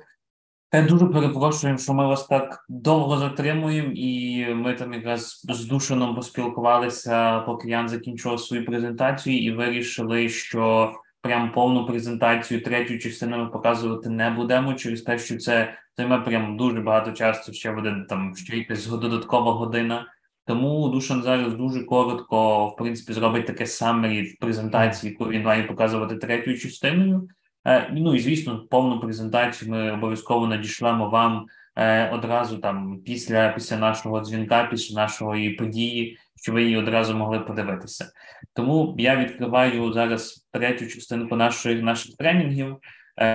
Напевно, відкрию її на сторінці змісту, щоб Душан, в принципі, міг дуже коротко, тезисно пройтися по всіх пунктах, які будуть розкриті в презентації, яку ви отримаєте, але знову ж таки, що вас довго не затримувати, то просто пройдемося, зробимо короткий summary цієї презентації буквально там на одному слайді. Тому, Душан, вам слово.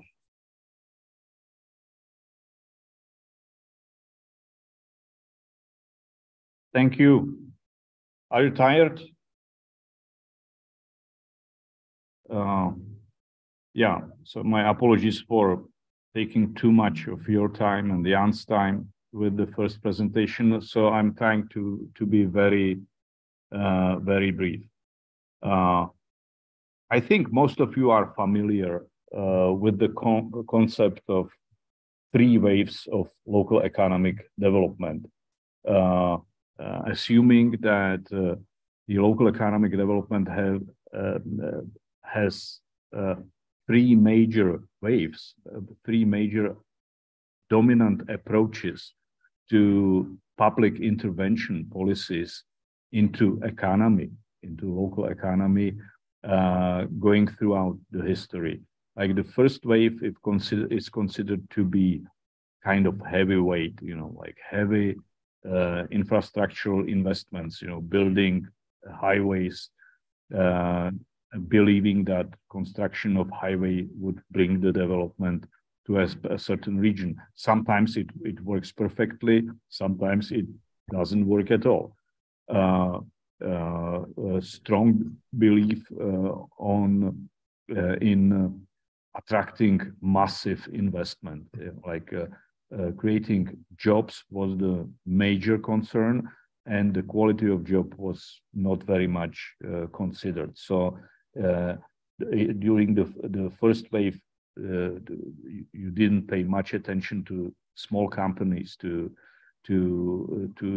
starting business, to entrepreneurship, but attracting huge established company, creating as many jobs as possible. This was it. So this was the first wave. Through the second wave, when you paid more attention to small and medium-sized enterprise,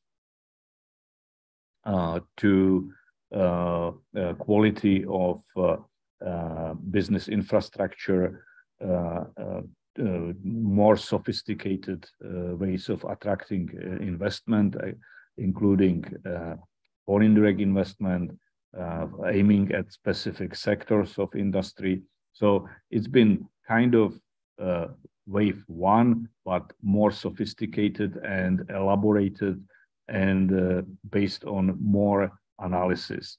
And the third wave, which is happening since late 80s, early 90s in the West, and we are experiencing it now, puts stronger emphasis on networking, on supporting collaborative alliances and strategic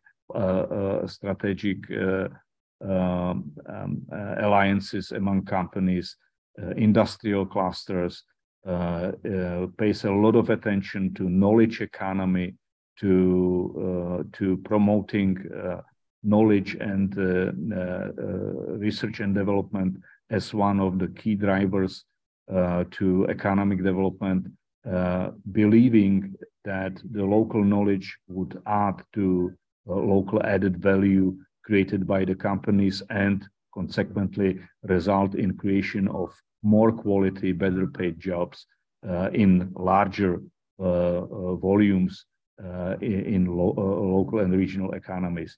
So it's more shift from, let's say, raw power to playing chess and teamwork. What we see in past several years is a mess. You know, you can see so many different subcategories of economic development that you often get confused. It's sustainable development, socio-economic development, inclusive development, smart growth, spatial development, rural development, smart specialization, green development. So it's many different approaches to local economic development, and some of them have very rational feedback, as such. For instance, rural development, yes, there are very special features of developing rural territories as opposed to urban or even metropolitan territories.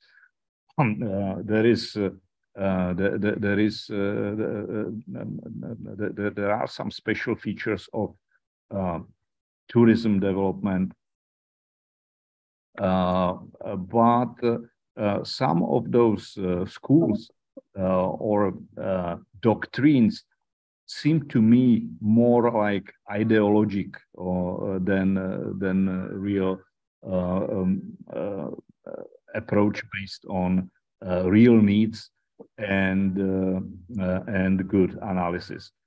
It's often driven by consultants. You know, you need to be very careful about us consultants because we are rather sneaky. We have one very powerful tool that we position ourselves into the ultimate experts who set the trends. And that gives us the power to come up with new concepts to sell the same, to sell our work again and get paid. So you be very careful and better keep calm. Don't get much excited about everything what comes, and always look at what real needs of your communities are.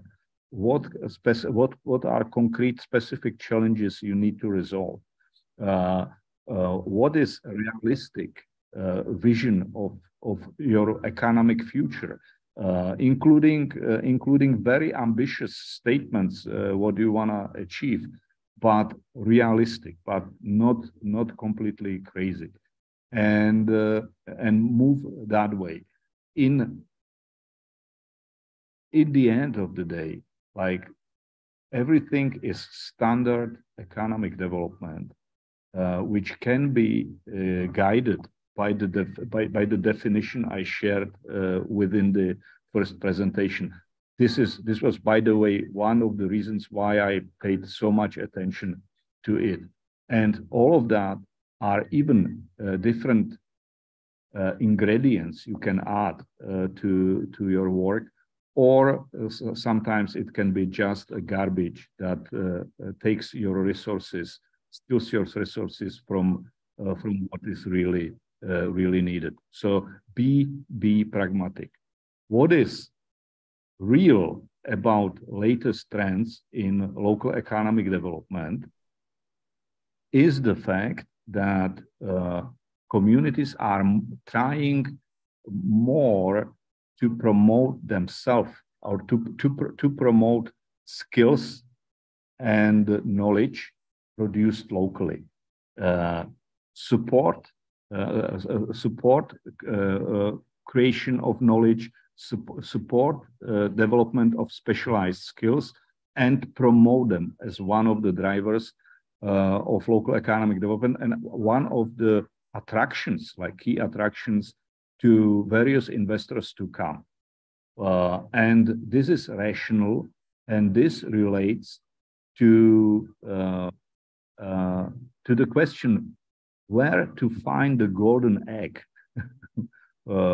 for your economy. And the damn fact is that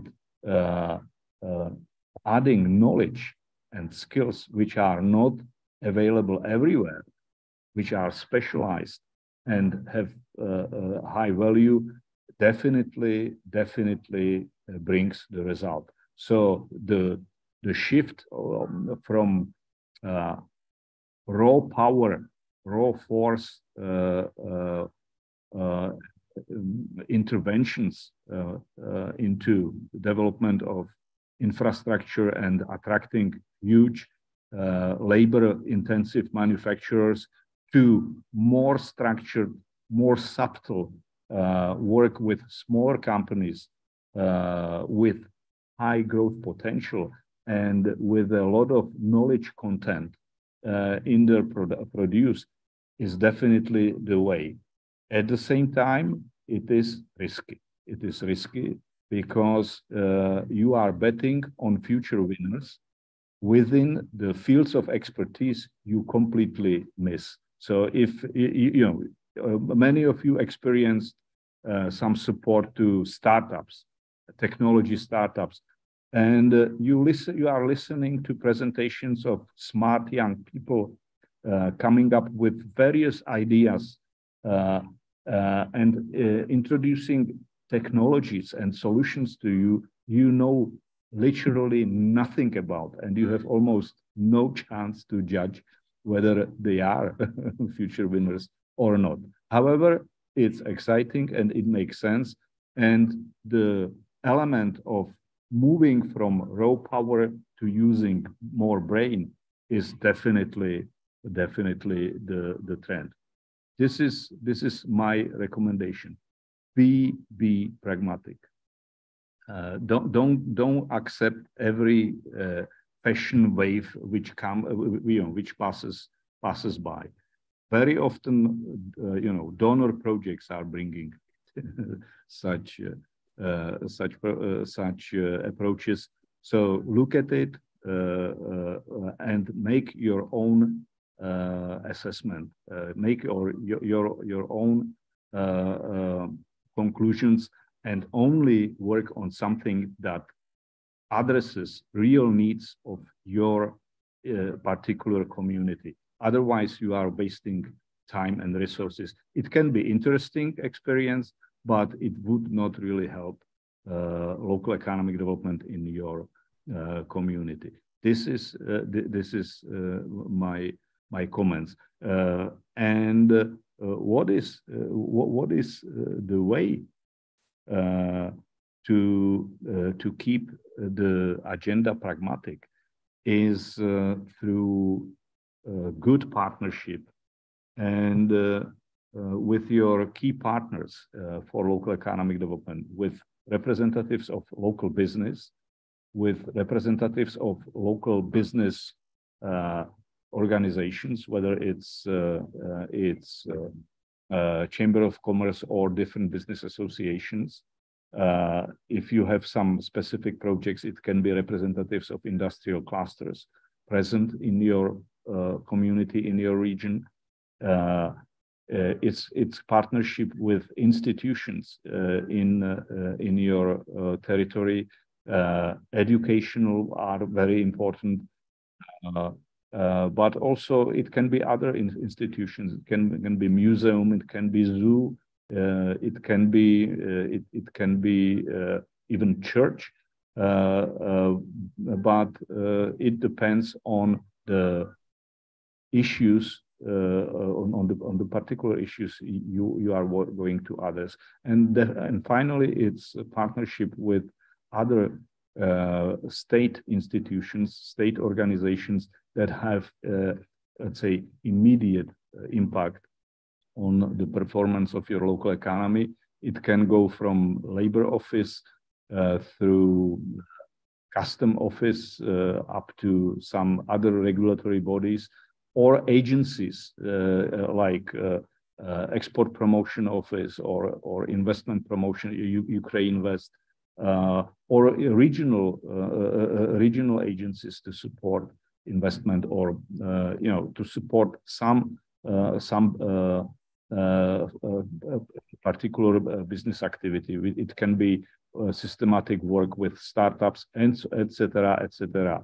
So you need this type of partnership, and you need people who first have real influence, who have competence, and who have authority and energy to do something, to do things.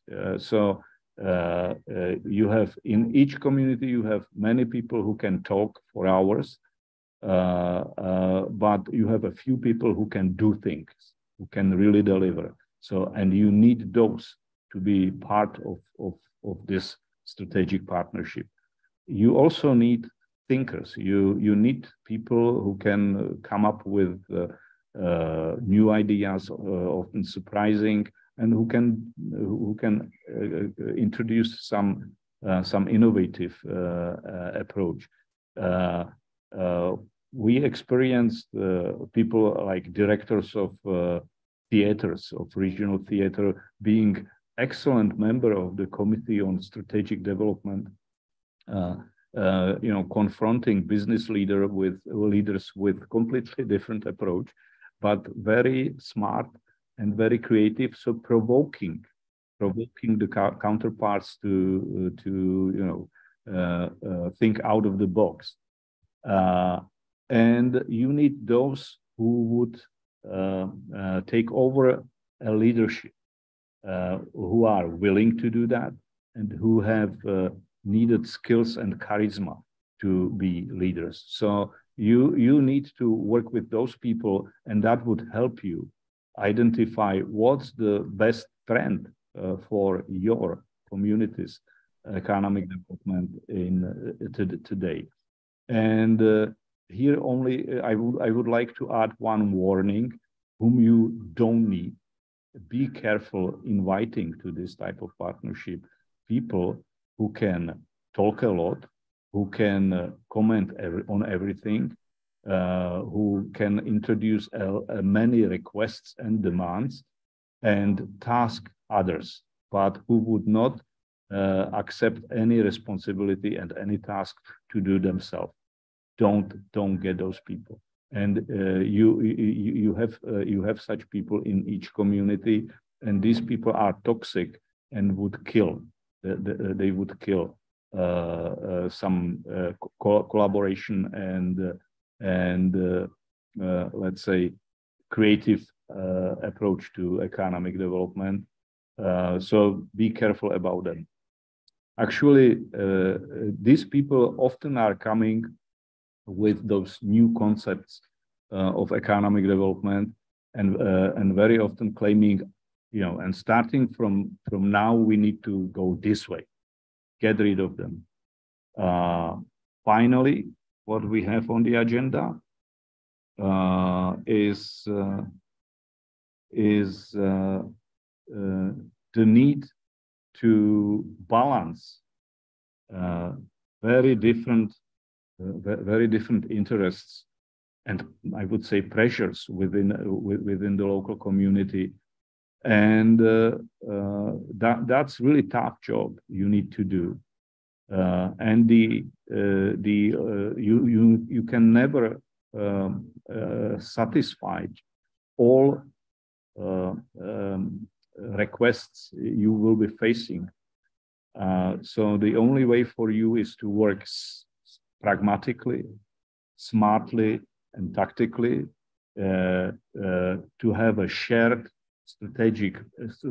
vision of strategic future of your local economy, and shared not only in the sense of having it approved by key partners, but shared also in the sense of joint implementation effort. And if you manage to keep balance of resolving practical issues you have right now, it can be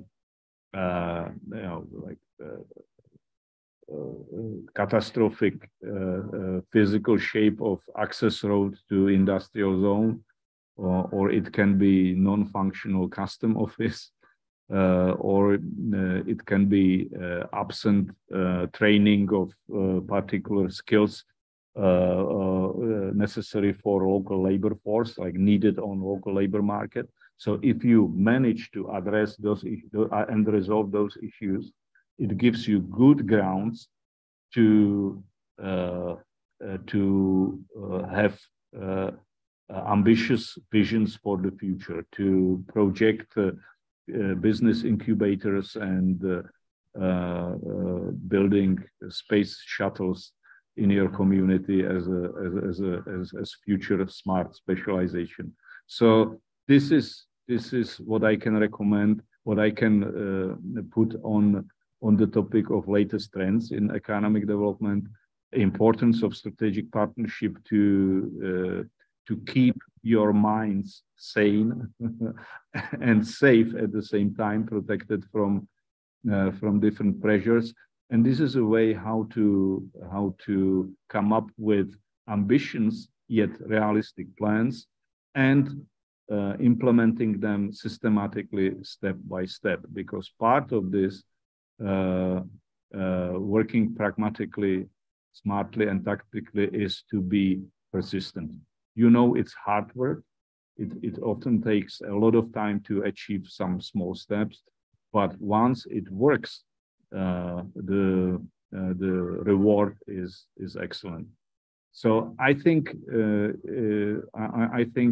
this is sufficient for this lecture tonight, and I thank you for your attention, and I'm ready to answer questions. Me too. I know it was long, but we are both ready to answer your questions. We are available for that.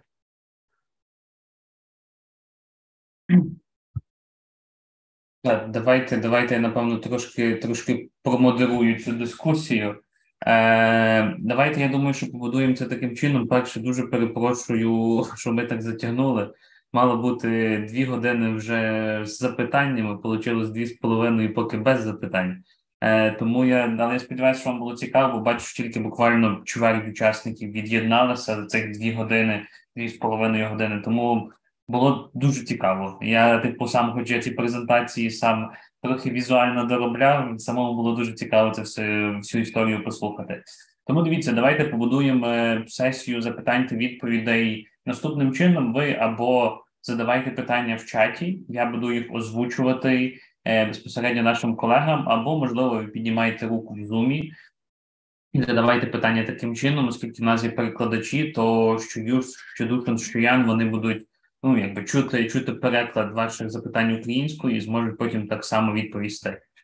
Тому давайте чекаємо на ваші запитання або в чаті, або з підняттям руки, і будемо відповідати. Якщо таких раптом не буде, то ви знаєте, що в нас є і телеграм-бесіда, і, власне, імейл, з якого ми там розсилали вам різні повідомлення і так далі. То якщо у вас там будуть якісь запитання, то задавайте їх там.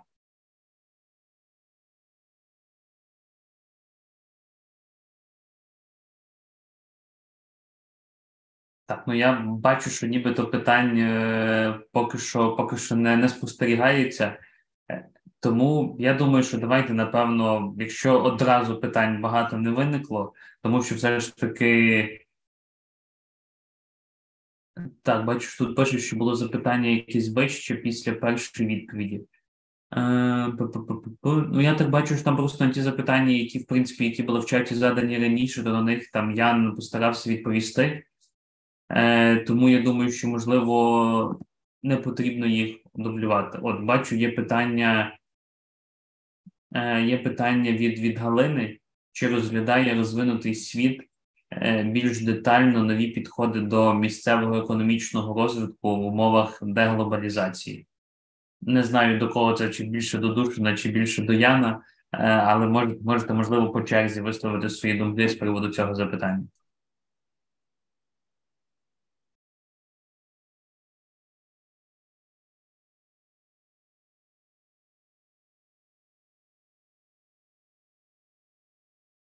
Dushan, it's up to you. I'm afraid I'm not certain I've caught properly the question. Sorry. Can I ask to repeat the question? Так. У нас є кілька запитань. Перше запитання – це чи розглядає розвинутий світ більш детально нові підходи до місцевого економічного розвитку в умовах деглобалізації?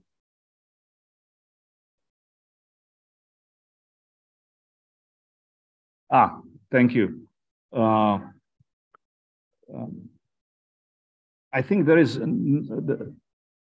is not a general answer to this question. Let's say if we would consider the West, EU, US, developed world, we were maybe us to an extent, we were not ready for what happened. Because like, let's say, the political side of the globalization. Let me put one remark. I'm now presenting my opinion. It has nothing in common with official policy of anyone. It's my opinion. That's it. I'm answering a question. And I would say two theses. First, political leadership was not ready to the latest development, was not ready to let's say, silent and crouching Chinese expansion, and was not at all ready expecting that Russia would go full scale. Despite the fact there were many signals and many criticists were warning the political leaders, hey guys, wake up, you know, this is no fun, and what you do, what you hope for is naive. And again, it's my opinion. What is interesting is naivety of corporate leadership. The belief of let's say, trade and markets would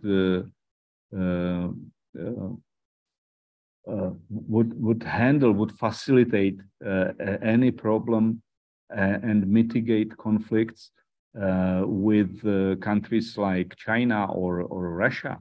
Was completely naive, and they are still pushing, you know, like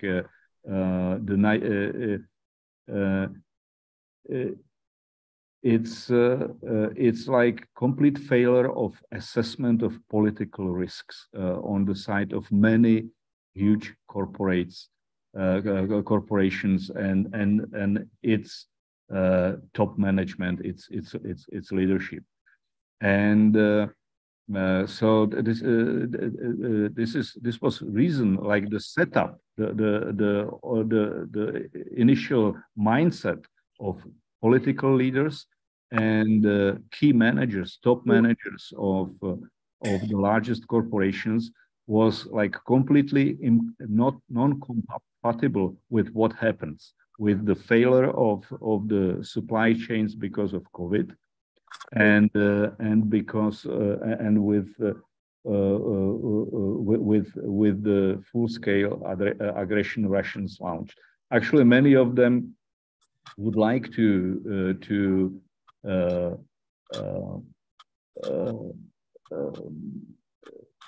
see it as a local conflict, even today,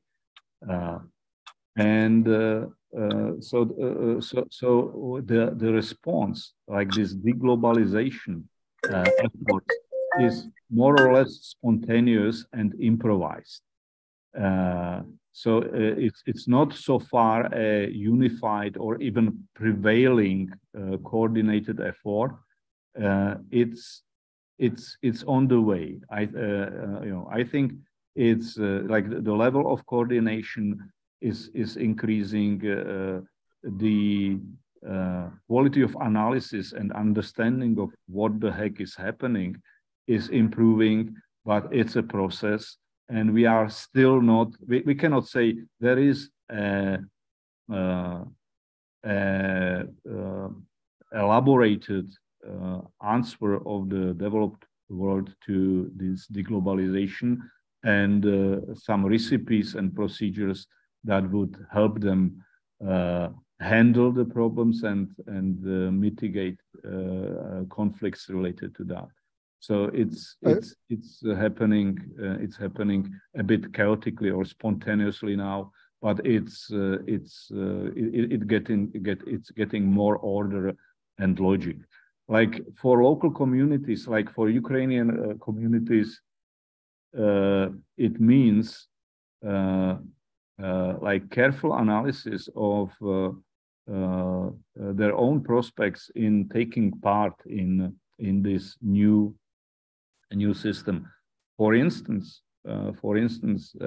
Ukraine could be, and I believe it will be, one of the major destinations for relocation of massive investment that would originally operate in Southeast Asia and especially China. And would be supplying EU markets. It is even happening now under condition of war, but of course, until there is a war, companies are afraid of investing, are very careful. However, at the very moment, the day after the victory, you need to get ready to talk to many multinational companies looking at your local investment opportunities. Dusan, 2 examples from me. Yeah, go ahead. 2 companies which I have interviewed last year in a small town in Czechia told me, one of them, that they now have in Czechia 1 production line, and within the next 3 years they are going to move 2 production lines from China and from Vietnam back to Europe, to this small town, 17,000 inhabitants or 18,000 inhabitants. And thus create about 120 or 150 new jobs. And the reason is exactly what Dusan described, that they feel unsafe and the logistical routes are too long, too dangerous. And moreover, and this is another strong motivation, in specific segments of the high-end market, clients, particularly in the United States, not too much in Europe at the moment, are asking the producers, where do your parts come from? Is part of your product made in China? If so, we don't want to buy your product. We want your product to be built in the United States, Europe, or definitely outside China, because we feel China is unsafe and uses child work or abuses minorities in Xinjiang, etc. So there are signs of kind of awareness of clients, of buyers, consumer products, high-end, very costly consumer products in particularly United States. And that's why some companies move their production lines from China to Europe or to United States. Dangerous and long logistical roads are also a reason for the companies to move back to Europe. And I've talked about with the company manager, who told me we are going to move to Turkey or to Serbia or maybe Bulgaria, because it's closer to Europe, it's more or less safe region for us, and we will be in much better position if anything happens globally. And this is cheap enough, even if it is more expensive than in China or than in Malaysia, but it's still cheap enough and at the same time safe enough. I believe that many companies of this kind, doing this kind of decision, will move to Ukraine as soon as Ukraine wins war. And there are definitely companies which we talked to in the last year, which are considering this kinds of decisions. Так, дуже дякую, Ян, дуже дякую, Душан. Давайте, напевно, там ті запитання, які залишились в чаті, буквально супер коротку відповідь, там по 2-3 речення на кожне з них, і будемо завершувати. Я думаю, що я їх сформулюю одразу англійською для Душана і Яна, щоб не затягувати з перекладом. So the first question, which Dushan also answered before in the chat of this Zoom meeting, it's how to find and how to keep the balance between the national level of interest and local level of interest, some regulations, some impact, and so on and so forth. This is the first one. It's for Dushan, and I also tell the second one.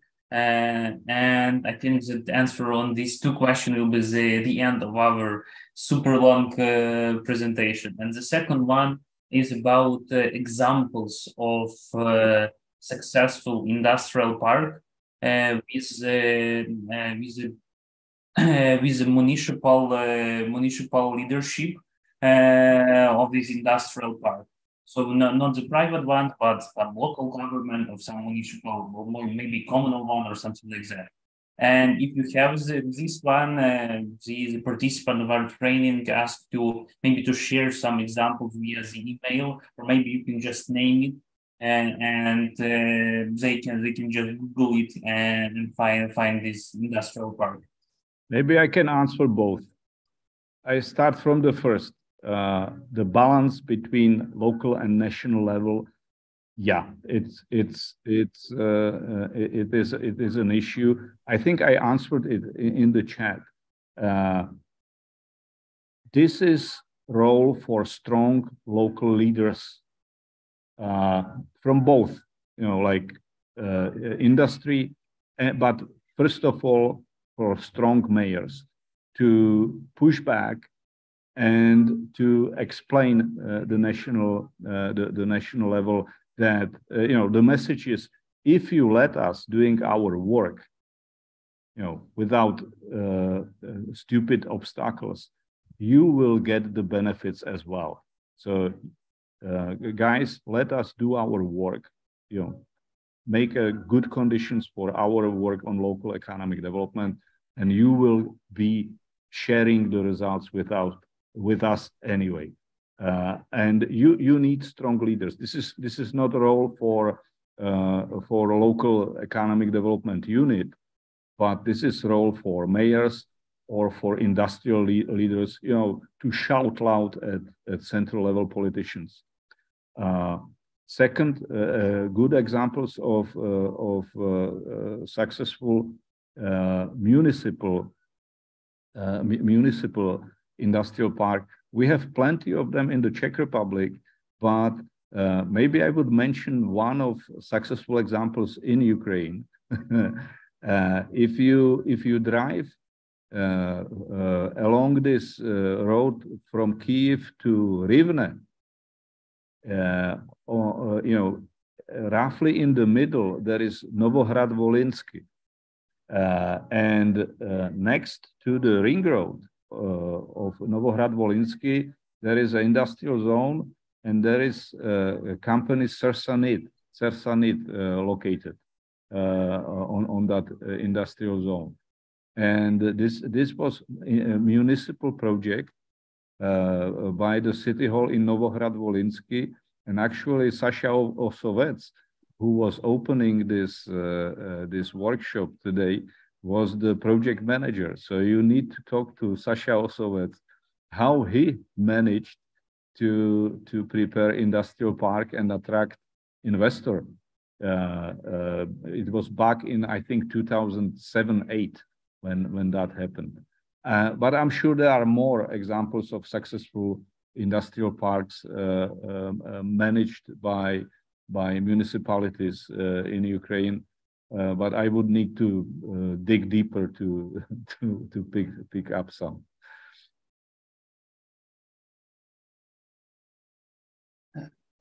Maybe general answer. At the beginning, very often municipalities or regional authorities are the leaders of establishing industrial zones, promoting them and attracting investors. And as soon as this is successfully proven, then private development companies can take over.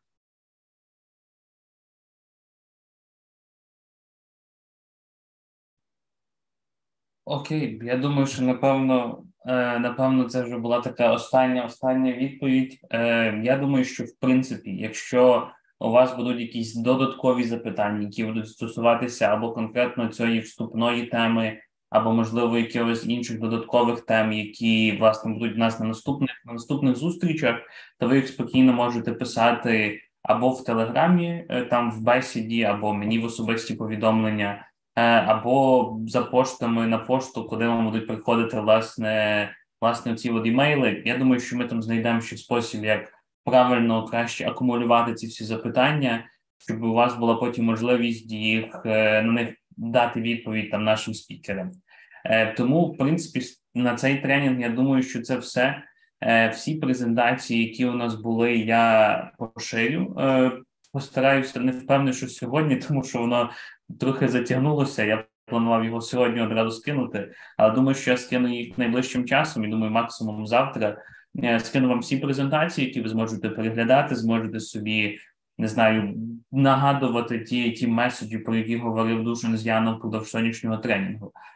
Також в нас же, оскільки паралельно в нас вівся запис нашої зустрічі, то, власне, ми його також постараємося поширити найближчим часом. Я дуже сподіваюся, що там, власне, я його записував саме українську доріжку з українським перекладом, то я сподіваюся, що саме вона і збережеться, і ми зможемо поширити саме її. Якщо раптом там вона не збережеться або будуть якісь там проблеми з цим, то ми зі свого боку постараємося якось зробити так, або, можливо, додати якісь субтитри, або зробити якісь, можливо, короткі самері там в текстовому варіанті, щоб ви також могли переглянути цю всю історію і нагадувати собі, якщо ви щось десь раптом забудете з того, що сьогодні говорилось на нашій зустрічі. Тому всім дуже дякую сьогодні за участь. Я думаю, що ми будемо завершувати і зустрінемось через 2 тижні на нашій наступному зустрічі. Я думаю, що ми там вивчимо ті уроки, які ми отримали сьогодні, і постараємося зробити презентації трохи лаконічнішими, щоб ми вписалися хоча б десь там в 1,5-2 години зі всіма вашими запитаннями, щоб не займати багато вашого часу. Тому дуже дякую за участь, дуже дякую за ваш інтерес в цих тренінгах, і побачимось тоді через 2 тижні, і потім будемо бачитися ще там кожного тижня 3 рази, щоб закрити це питання з місцевим економічним розвитком, і щоб ви отримали багато знань, які вам будуть корисні для того, щоб розвивати ваші громади, ваші інституції, ваші регіони. Тому всім дякую, всім гарного вечора і до зустрічі через 2 тижні.